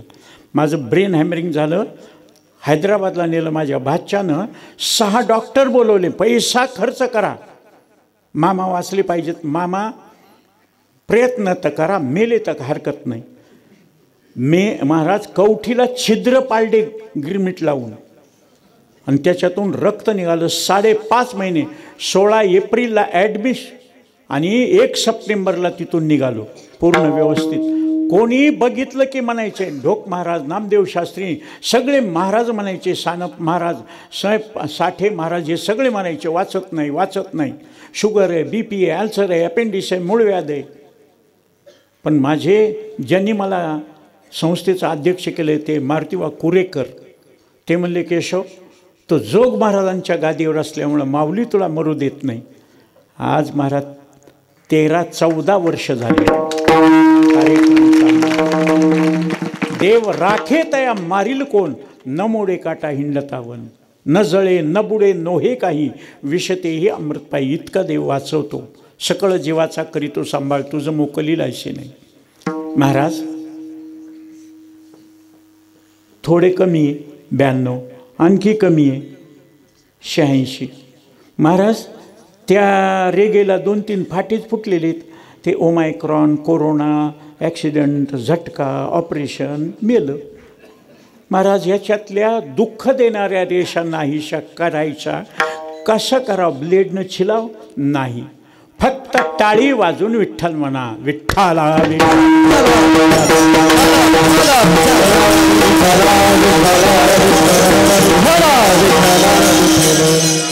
टाळी का वाजवायची हे कळाल्यावर बरोबर करतंय. कळालं नाही उगच म्हणते वाजवा टाळी. कशामुळं? काय होतंय? वाजवा म्हणलं. तर येडे आहेत का लोक? त्याला समजावून सांगा. म्हणून प्रमाण. महाराज असं नामचिंतन करणाऱ्या संतांनी कलीचा दोष नाहीसा होण्याकरता देवानं अवतार घेऊन, मग देवामध्ये कर्तुम अकर्तुम अन्यथा कर्तुम शक्ती आहे. या संतामध्ये ती शक्ती, जे देवानं केलं ते संतांनी करून दाखवलं. असमंजस नावाचा सूर्यवंशामध्ये राजा होता. असमंजस. त्याचं लग्न झाल्यावर राणीला 7 मुली झाल्या. राजा म्हणला अर्धवय झालंय, मुलगा नाही झाला, माझ्या गादीवर कोण बसल? मुलगी झाली की राणी सरकार मुंडकं उडविल.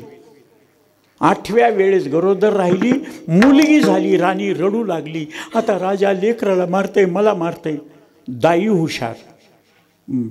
राजापेक्षा प्रधान हुशार असावा, महाराजापेक्षा चोपदार हुशार असावा. लक्षात ठेवा.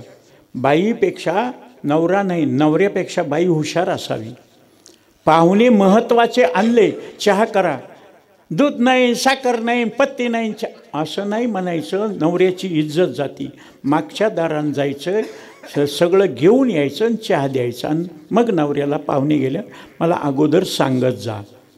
आता आम्ही येणार म्हणून तुम्हाला कळाल्यावर स्वयंपाक तयार केला की नाही? अगोदर तुम्ही स्वयंपाकच सांगितलं नाही ना. अचानक आम्ही आल्यावर बसा जेवायला म्हणले, आता तांदूळ टाकलेत, आता कणिक तिंबली.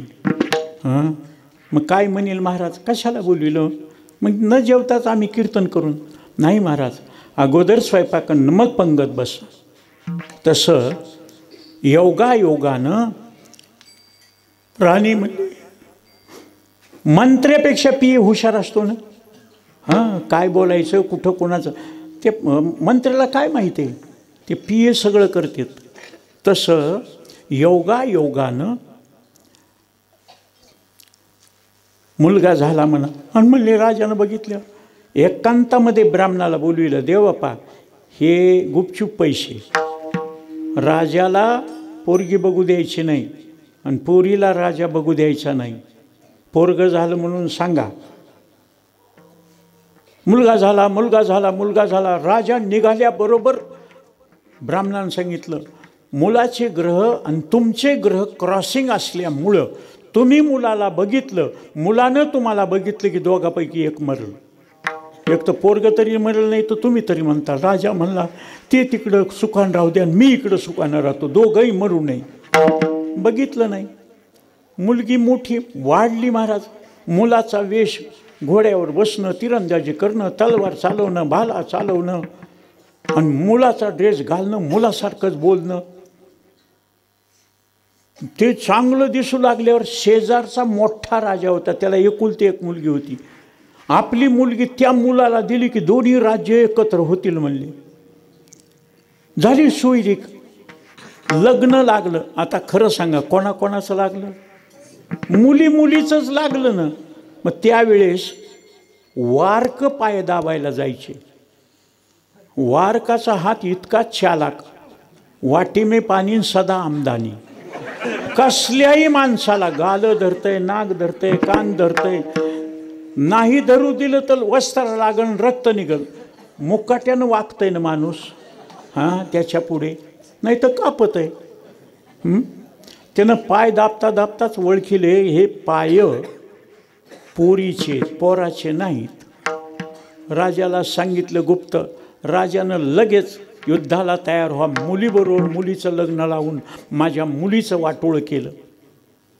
राजा आला, असं असं पत्र आलंय, ते मोठा राजा आहे.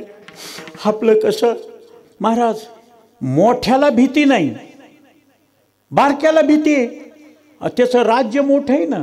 हां, आता मूठभरच इकडं पाकिस्तान आणि इकडं बांगलादेश हिंदूला त्रास द्यायलेत. आणि खरंच महाराज, अरे 56 देशाच्या लोकांनं जगातल्या मोदीला मान दिला. 77 युद्ध झाले आणि मोदीनं 22 जानेवारीला रामाची मूर्ती स्थापन केली आणि राम मंदिर पूर्ण केलं. हाय कोणाची हिंमत? बाबरी मस्जिद पाडायच्या वेळेस 1.5 महिना मी तिकडं होतो. सगळे विश्व हिंदू परिषदेने म्हणजे याला मागं पुढे कोण नाही, मरू द्या ना. हां, मस्जिदही पाडले आणि मंदिरही उभं केलं. पण आपला पाठीराखा कसा आहे? नुसता आपल्या गणपतीच्या मिरवणुकीवर दुसऱ्या मजल्यावर एक मुसलमानाचं माणसानं थुंकलं आणि ते कॅमेऱ्यामध्ये कैद झालं. योगी आदित्यनाथानं बुलडोजर लावून त्याची 2 मजली बिल्डिंगच पाडून टाकली आणि त्याला गोळी घातली. त्याला बुलडोजर महात्मा म्हणतात. बुरीसे खुदा तरी महाराज खरीच धमकी. अरे यांना पाणी नाही हो प्यायला आणि ते चोरून आपल्याकडे येतात आणि आपल्याकडे शिरतेत आणि हिंदूचा माल ते खातेत हो. फक्त त्याचं कारण एकच आहे, आपला हिंदू समाज एक नाही. हिंदू एक जर झाला ना संपूर्ण जगावर राज्य करू शकतो. पण हिंदू एक होत नाही. हिंदूला हिंदूच मारक आहेत. आज नाही, जगत निर्माण झालं त्यावेळेसपासून योगानं त्या मुलीला म्हणलं, राजा तू जर मुलगा होऊन जन्माला आलो असतो तर वाचलो असतोस, तूच कशी मेली नाहीस? माझ्यामुळं सगळ्याला मरण येईल. पोराचा वेश घातलेला ती मुलगी घोड्यावर बसली, तोंड दाखवायचं नाही, मरायचं म्हणले. झाडावर चढलीन फाशी घेणार. इतक्यात निवृत्तीनाथ महाराज, नामदेवराया, ज्ञानेश्वर माऊली, गोरोबा काका ही सगळी मंडळी महाराज वारकरी संप्रदायाचं रामकृष्ण हरी भजन करीत निघाले. जाता जाता साधूचं दर्शन घ्यावं म्हणून खाली उतर. निवृत्तीनाथ महाराज, ज्ञानोबाराया, नामदेवराया सगळ्याचं दर्शन घेतलं. त्याच्या पुरुषाच्या वेशाकडे बघून सगळ्यांना आयुष्मान भव, आयुष्मान भव, चिरंजीव भव. लगेच डोळ्याला पाणी आलं. तुम्ही आयुष्यमान भव, पण मी फाशी घ्यायलो, आता काय करा? रडू लागल्याबरोबर ज्ञानोबारायाने विचारलं, बाबा का रडतोस? ते म्हणले, मी बाबा नाही बाबी आहे, मी पोरग नाही पोरगी आहे. ज्ञानोबाराय म्हणले, माझ्या वचनाला बाध येईल. माऊलीनं लिहिले, माझ्या सत्यवादाचे तप वाचा केले बहुत कल्प. कल्प कल्पपर्यंत ज्ञानोबाराय खोटं बोलले नाही. मुलगी तू मस्तकावर हात ठेवला आणि स्त्रियेचा तो केला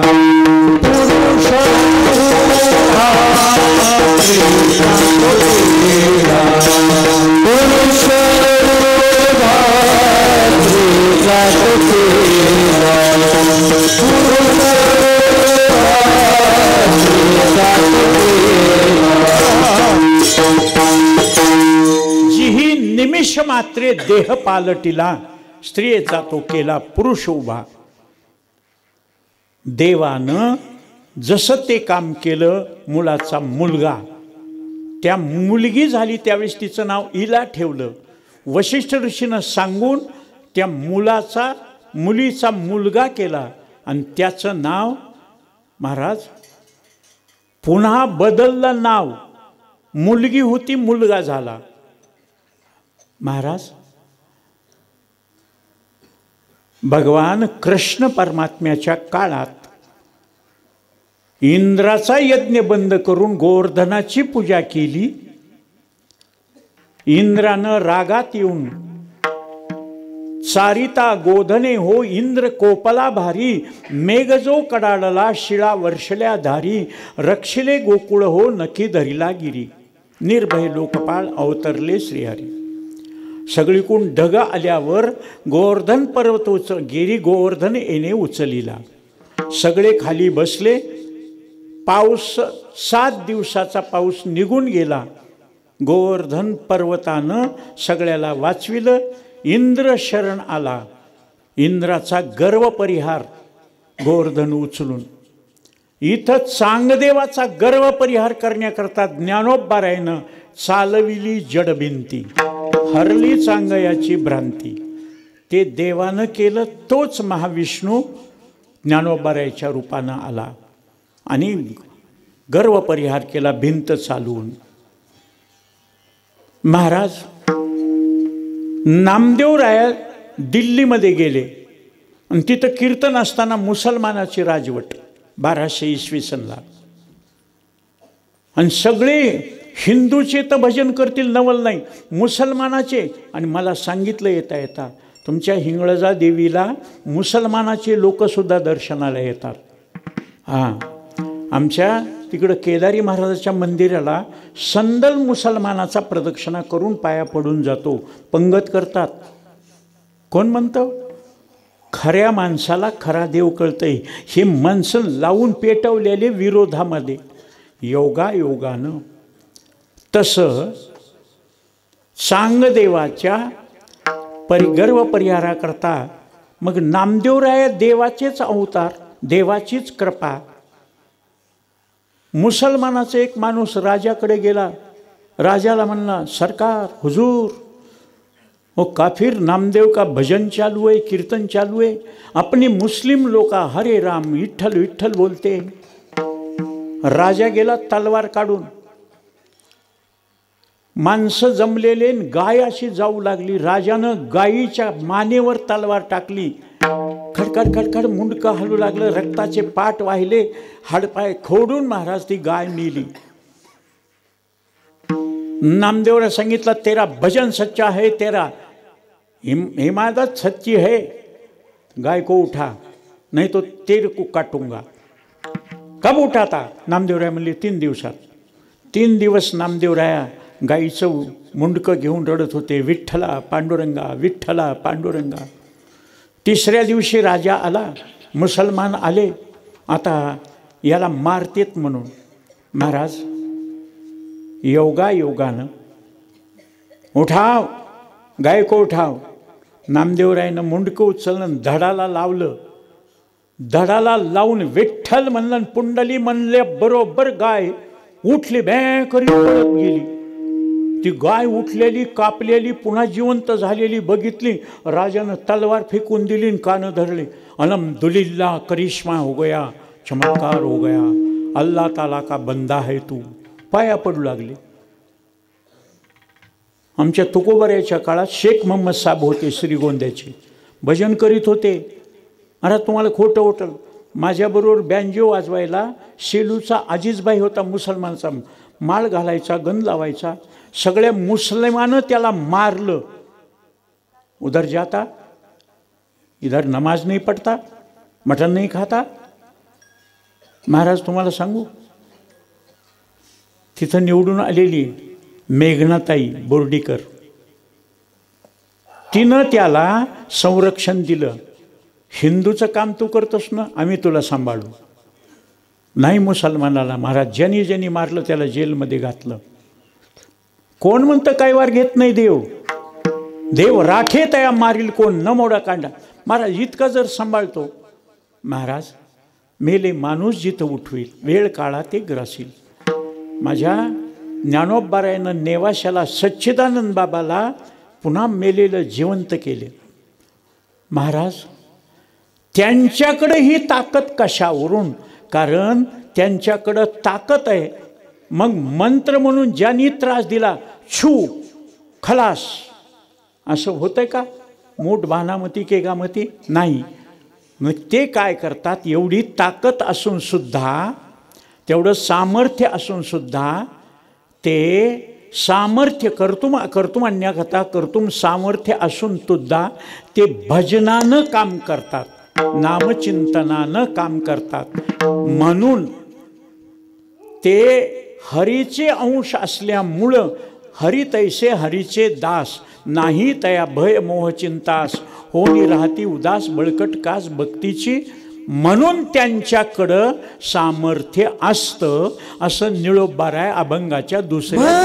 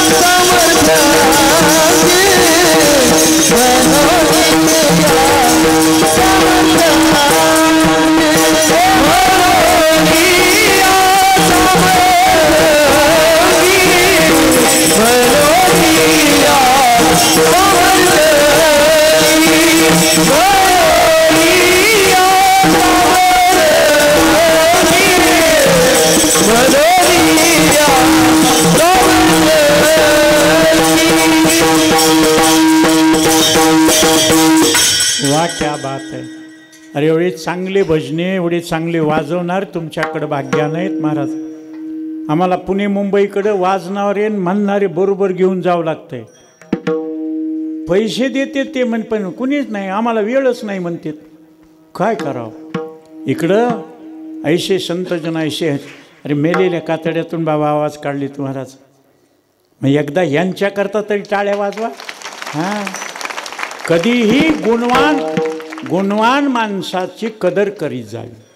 हां, मनोनिया सामर्थ्यांगी, देवाचे अंश असल्यामुळं त्यांच्या अंगात सामर्थ्य असून सुद्धा ते म्हणतात का मारू का तुला, छू करू का, अग्नी लावू का. नाही महाराज. मग हाती टाळ दिंडी, मुखी नाम गाणे, गजर होतो बहुमोठ्यानं, नाही निवडिले थोर लहाने.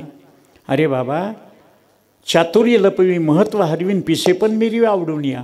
वाचस्पतीचे निपाडे, सर्वज्ञता तरी जोडेपरी, वेडेमे माझे दडे महिमे भेणे. लोक मागं लागून परमार्थाची हानी करतील म्हणून ते जय जयकार. 22व्या वर्षी माऊली समाधी घेतात, 42व्या वर्षी तुकोबाऱ्या निजधामाला जातात, आणि आम्हाला 100 वर्ष झाले तरी मरू वाटत नाही. हां, काम संपल्यावर शहाणे राहत नाहीत. काम संपलं, फळ देठाला देठ फळाला, पान देठाला देठ झाडाला सोडून देतं. काम संपलं की झालं. मग त्यांनी जय जयकार तीर्थयात्रा केली. कशी. आमच्याकडं विना टाळ चिपुळ्या, गुळगुळा वाजती टाळन झंझणा नाद रसाळ. तसं भजन करतात. त्या भजनाच्या ताकदीवर पापी पुण्यवान होतो, दोष निघून जातात. जळती दोषाचे डोंगर, बस शुद्ध होती नारी नर. योगानं भजन करीत जातात ते. त्यांना अंगात ताकद असून सुद्धा भजन करतात. नवनारायण देवाचे अवतार. मच्छिंद्रनाथाला स्त्री राज्यातून गोरक्षनाथ गेले, चलो मच्छंदर गोरख आया. केळोतळा राणीनं सांगितलं, राजा देवा गुरु महाराज तुमच्या हा मुलगा. सिंहलदेवीला राणी निघून गेली. मीननाथाला घेऊन गोरक्षनाथ मच्छिंद्रनाथ निघाले. मच्छिंद्रनाथाचा राणीपासून झालेला तो मुलगा. गोरक्षनाथानं भिक्षा आणायचं. गोरक्षनाथानं भिक्षा मागत असताना एका घरी काहीतरी समारंभ होता, वडे केले होते. नवनाथ पोथी ऐकली ना, वडे केलेले होते. आणि ते वडे खाताना मच्छिंद्रनाथ म्हणले, गोरक्षनाथा वडे चांगले झाले रे, अजून आहेत का. म्हणले नाही, आणले होते ते खा.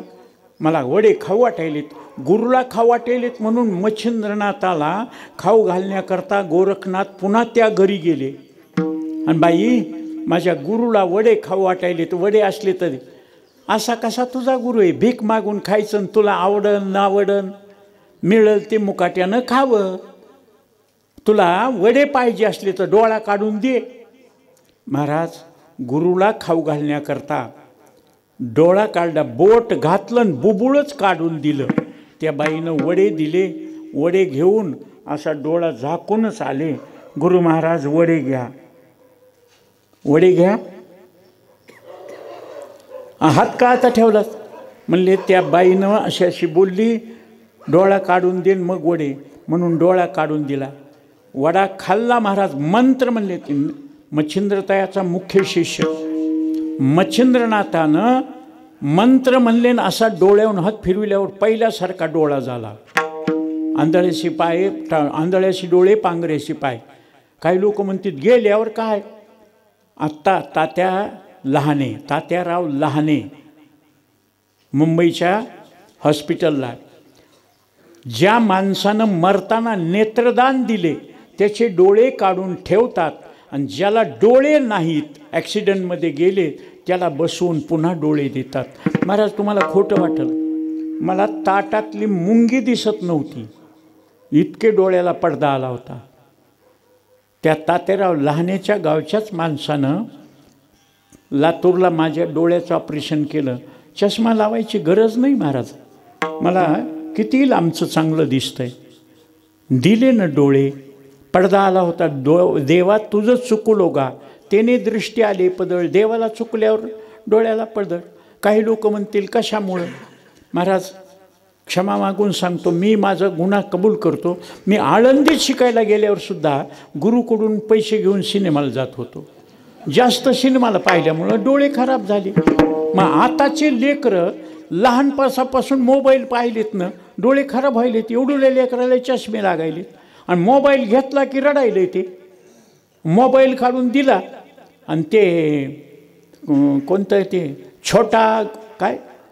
छोटा भीम ते लावलं की अरे अहो, एका म्हातारीला मरायची वेळ आली म्हणून सगळ्या पाहुण्याला बोलविलं. सगळे बसले, प्रत्येकानं मोबाईल काढला. ती म्हातारी मरून वाळून गेली ही मोबाईलच बघण्यामध्ये. अरे आजी कशी बोलणं, आजी कशी करणं, आजी कशी उठणं, आजी कशी जेवायला मागणं, आजी कशी पाणी प्यायला म्हणणं.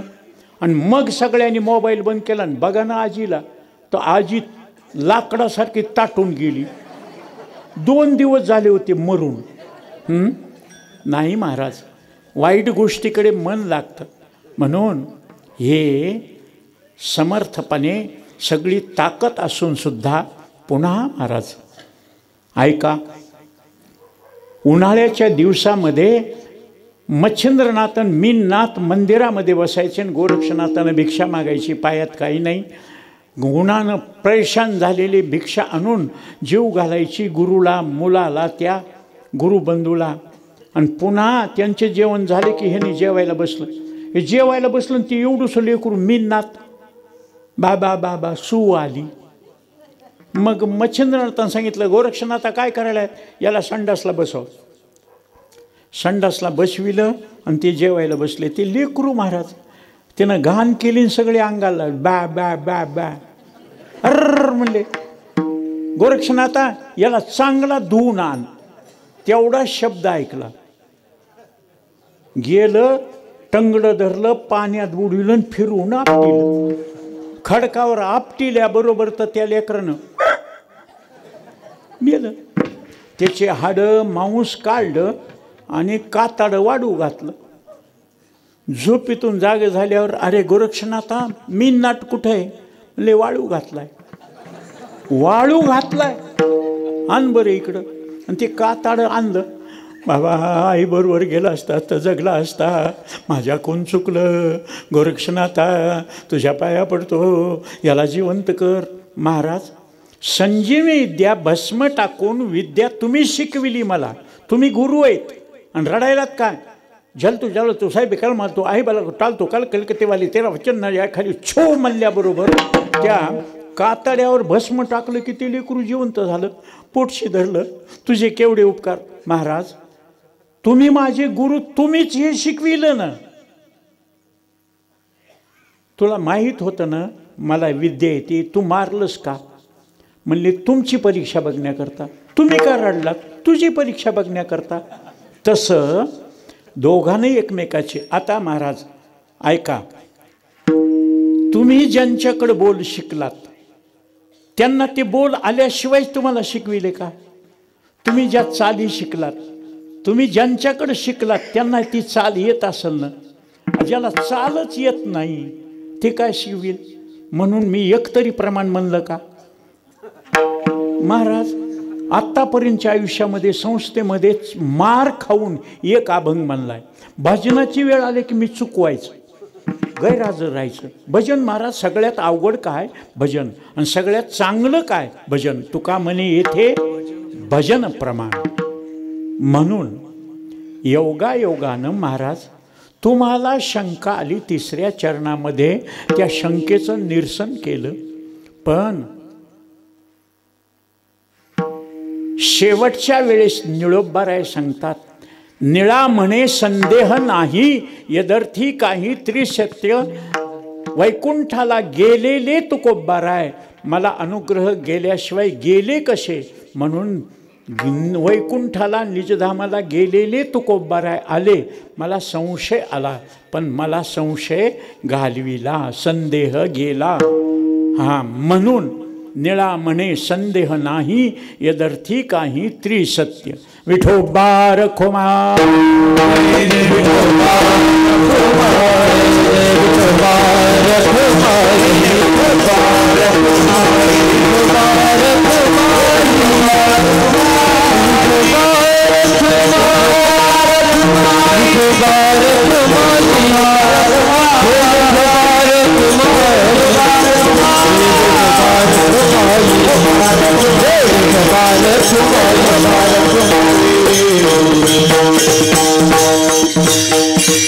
ज्ञानेश्वर माऊली, नागराज माऊली, ज्ञानेश्वर माऊली, नागराज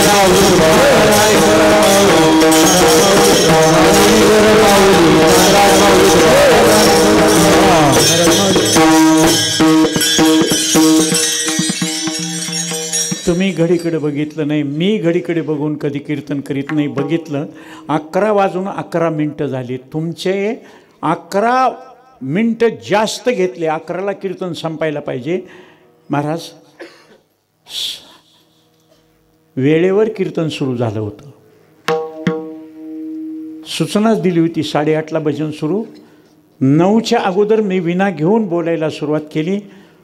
तुमचा जास्त वेळ घेतला. लक्षात ठेवा, कथेकाळीची मर्यादा नाही, तितकं आयुष्य तुमचं वाढतंय, तितकं आयुष्य तुमचं वाढतंय. मग आपण आयुष्य वाढल्यावर काय, जेने हा जीव दिला दान तयाचे करीन चिंतन. म्हणून एकदा हात वर करा, सगळे पांघरुणातून काढा, थंडी वाजणार नाही. तुम्ही पांघरून घेतलं, मी उभा आहे, स्वेटर नाही, वयस्कर मी आहे. मृदंगवाल्याचा मृदंग, टाळकऱ्याचे टाळण आपल्या टाळ्या. 3 सेकंद भजन तुकोबारायचं करायचं. दत्तात्रेयाला हे भजन आवडतं. आज द्वादशी पर्वकाळ असल्यामुळं क्षीरापती वगैरे आदी करून आणि उद्या दत्त जन्म, आजची सेवा हरिभक्त परायण परम आदरणीय सोपान शास्त्री सानप यांनी मोठ्या प्रेमानं माझ्याकडं आग्रहान दिली आणि त्याप्रमाणे मी येऊन सेवा केली. एकदा 3च सेकंद टाळी अशी वाजली पाहिजे, हाताला मुंग्या आल्या पाहिजे. महाराज पाप नाहीसं होतंय आणि यम घाबरून जातो. यम आपल्याकडे येऊ शकत नाही. म्हणून भजन जोरात, तुकाराम तुकाराम तुकाराम तुकाराम तुकाराम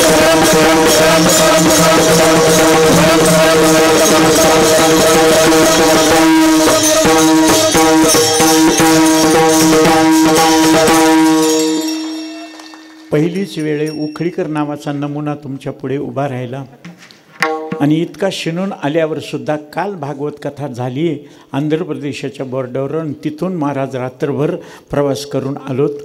पण माय मावल्यानं, महिला मंडळीनं, पुरुष मंडळीनं एवढ्या टाळ्या वाजवून तुकोबारायचं भजन केलं, असं वाटतंय तुमच्याहून जीव ओवाळून टाकावं. इतके उपकार. फक्त एक वाक्य बोलतो आणि माझ्या सेवेला पूर्ण विराम देतो. काही चुकलं असेल तर क्षमा करा अपराध. हां, जितनी मेहरबानियाँ आपने की, जितनी मेहरबानियाँ आपने की, उतनी मेरी औकात नहीं. ये तो कृपा है जोग महाराज की, वरना मुझ में तो ऐसी कोई बात नहीं. धन्यवाद. बोल. निळा म्हणे संदेह नाही, यदर्थी काही त्रिशे संदेह नाही. निळा म्हणे संदेह नाही, निळा म्हणे संदेह नाही, निळा म्हणे संदेह नाही, निळा संदेह नाही, निळा म्हणे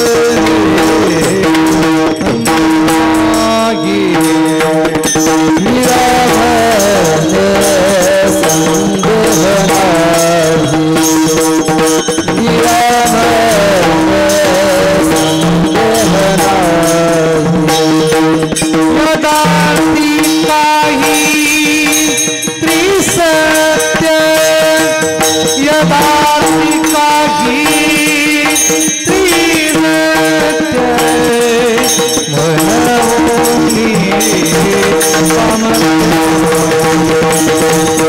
मनोनी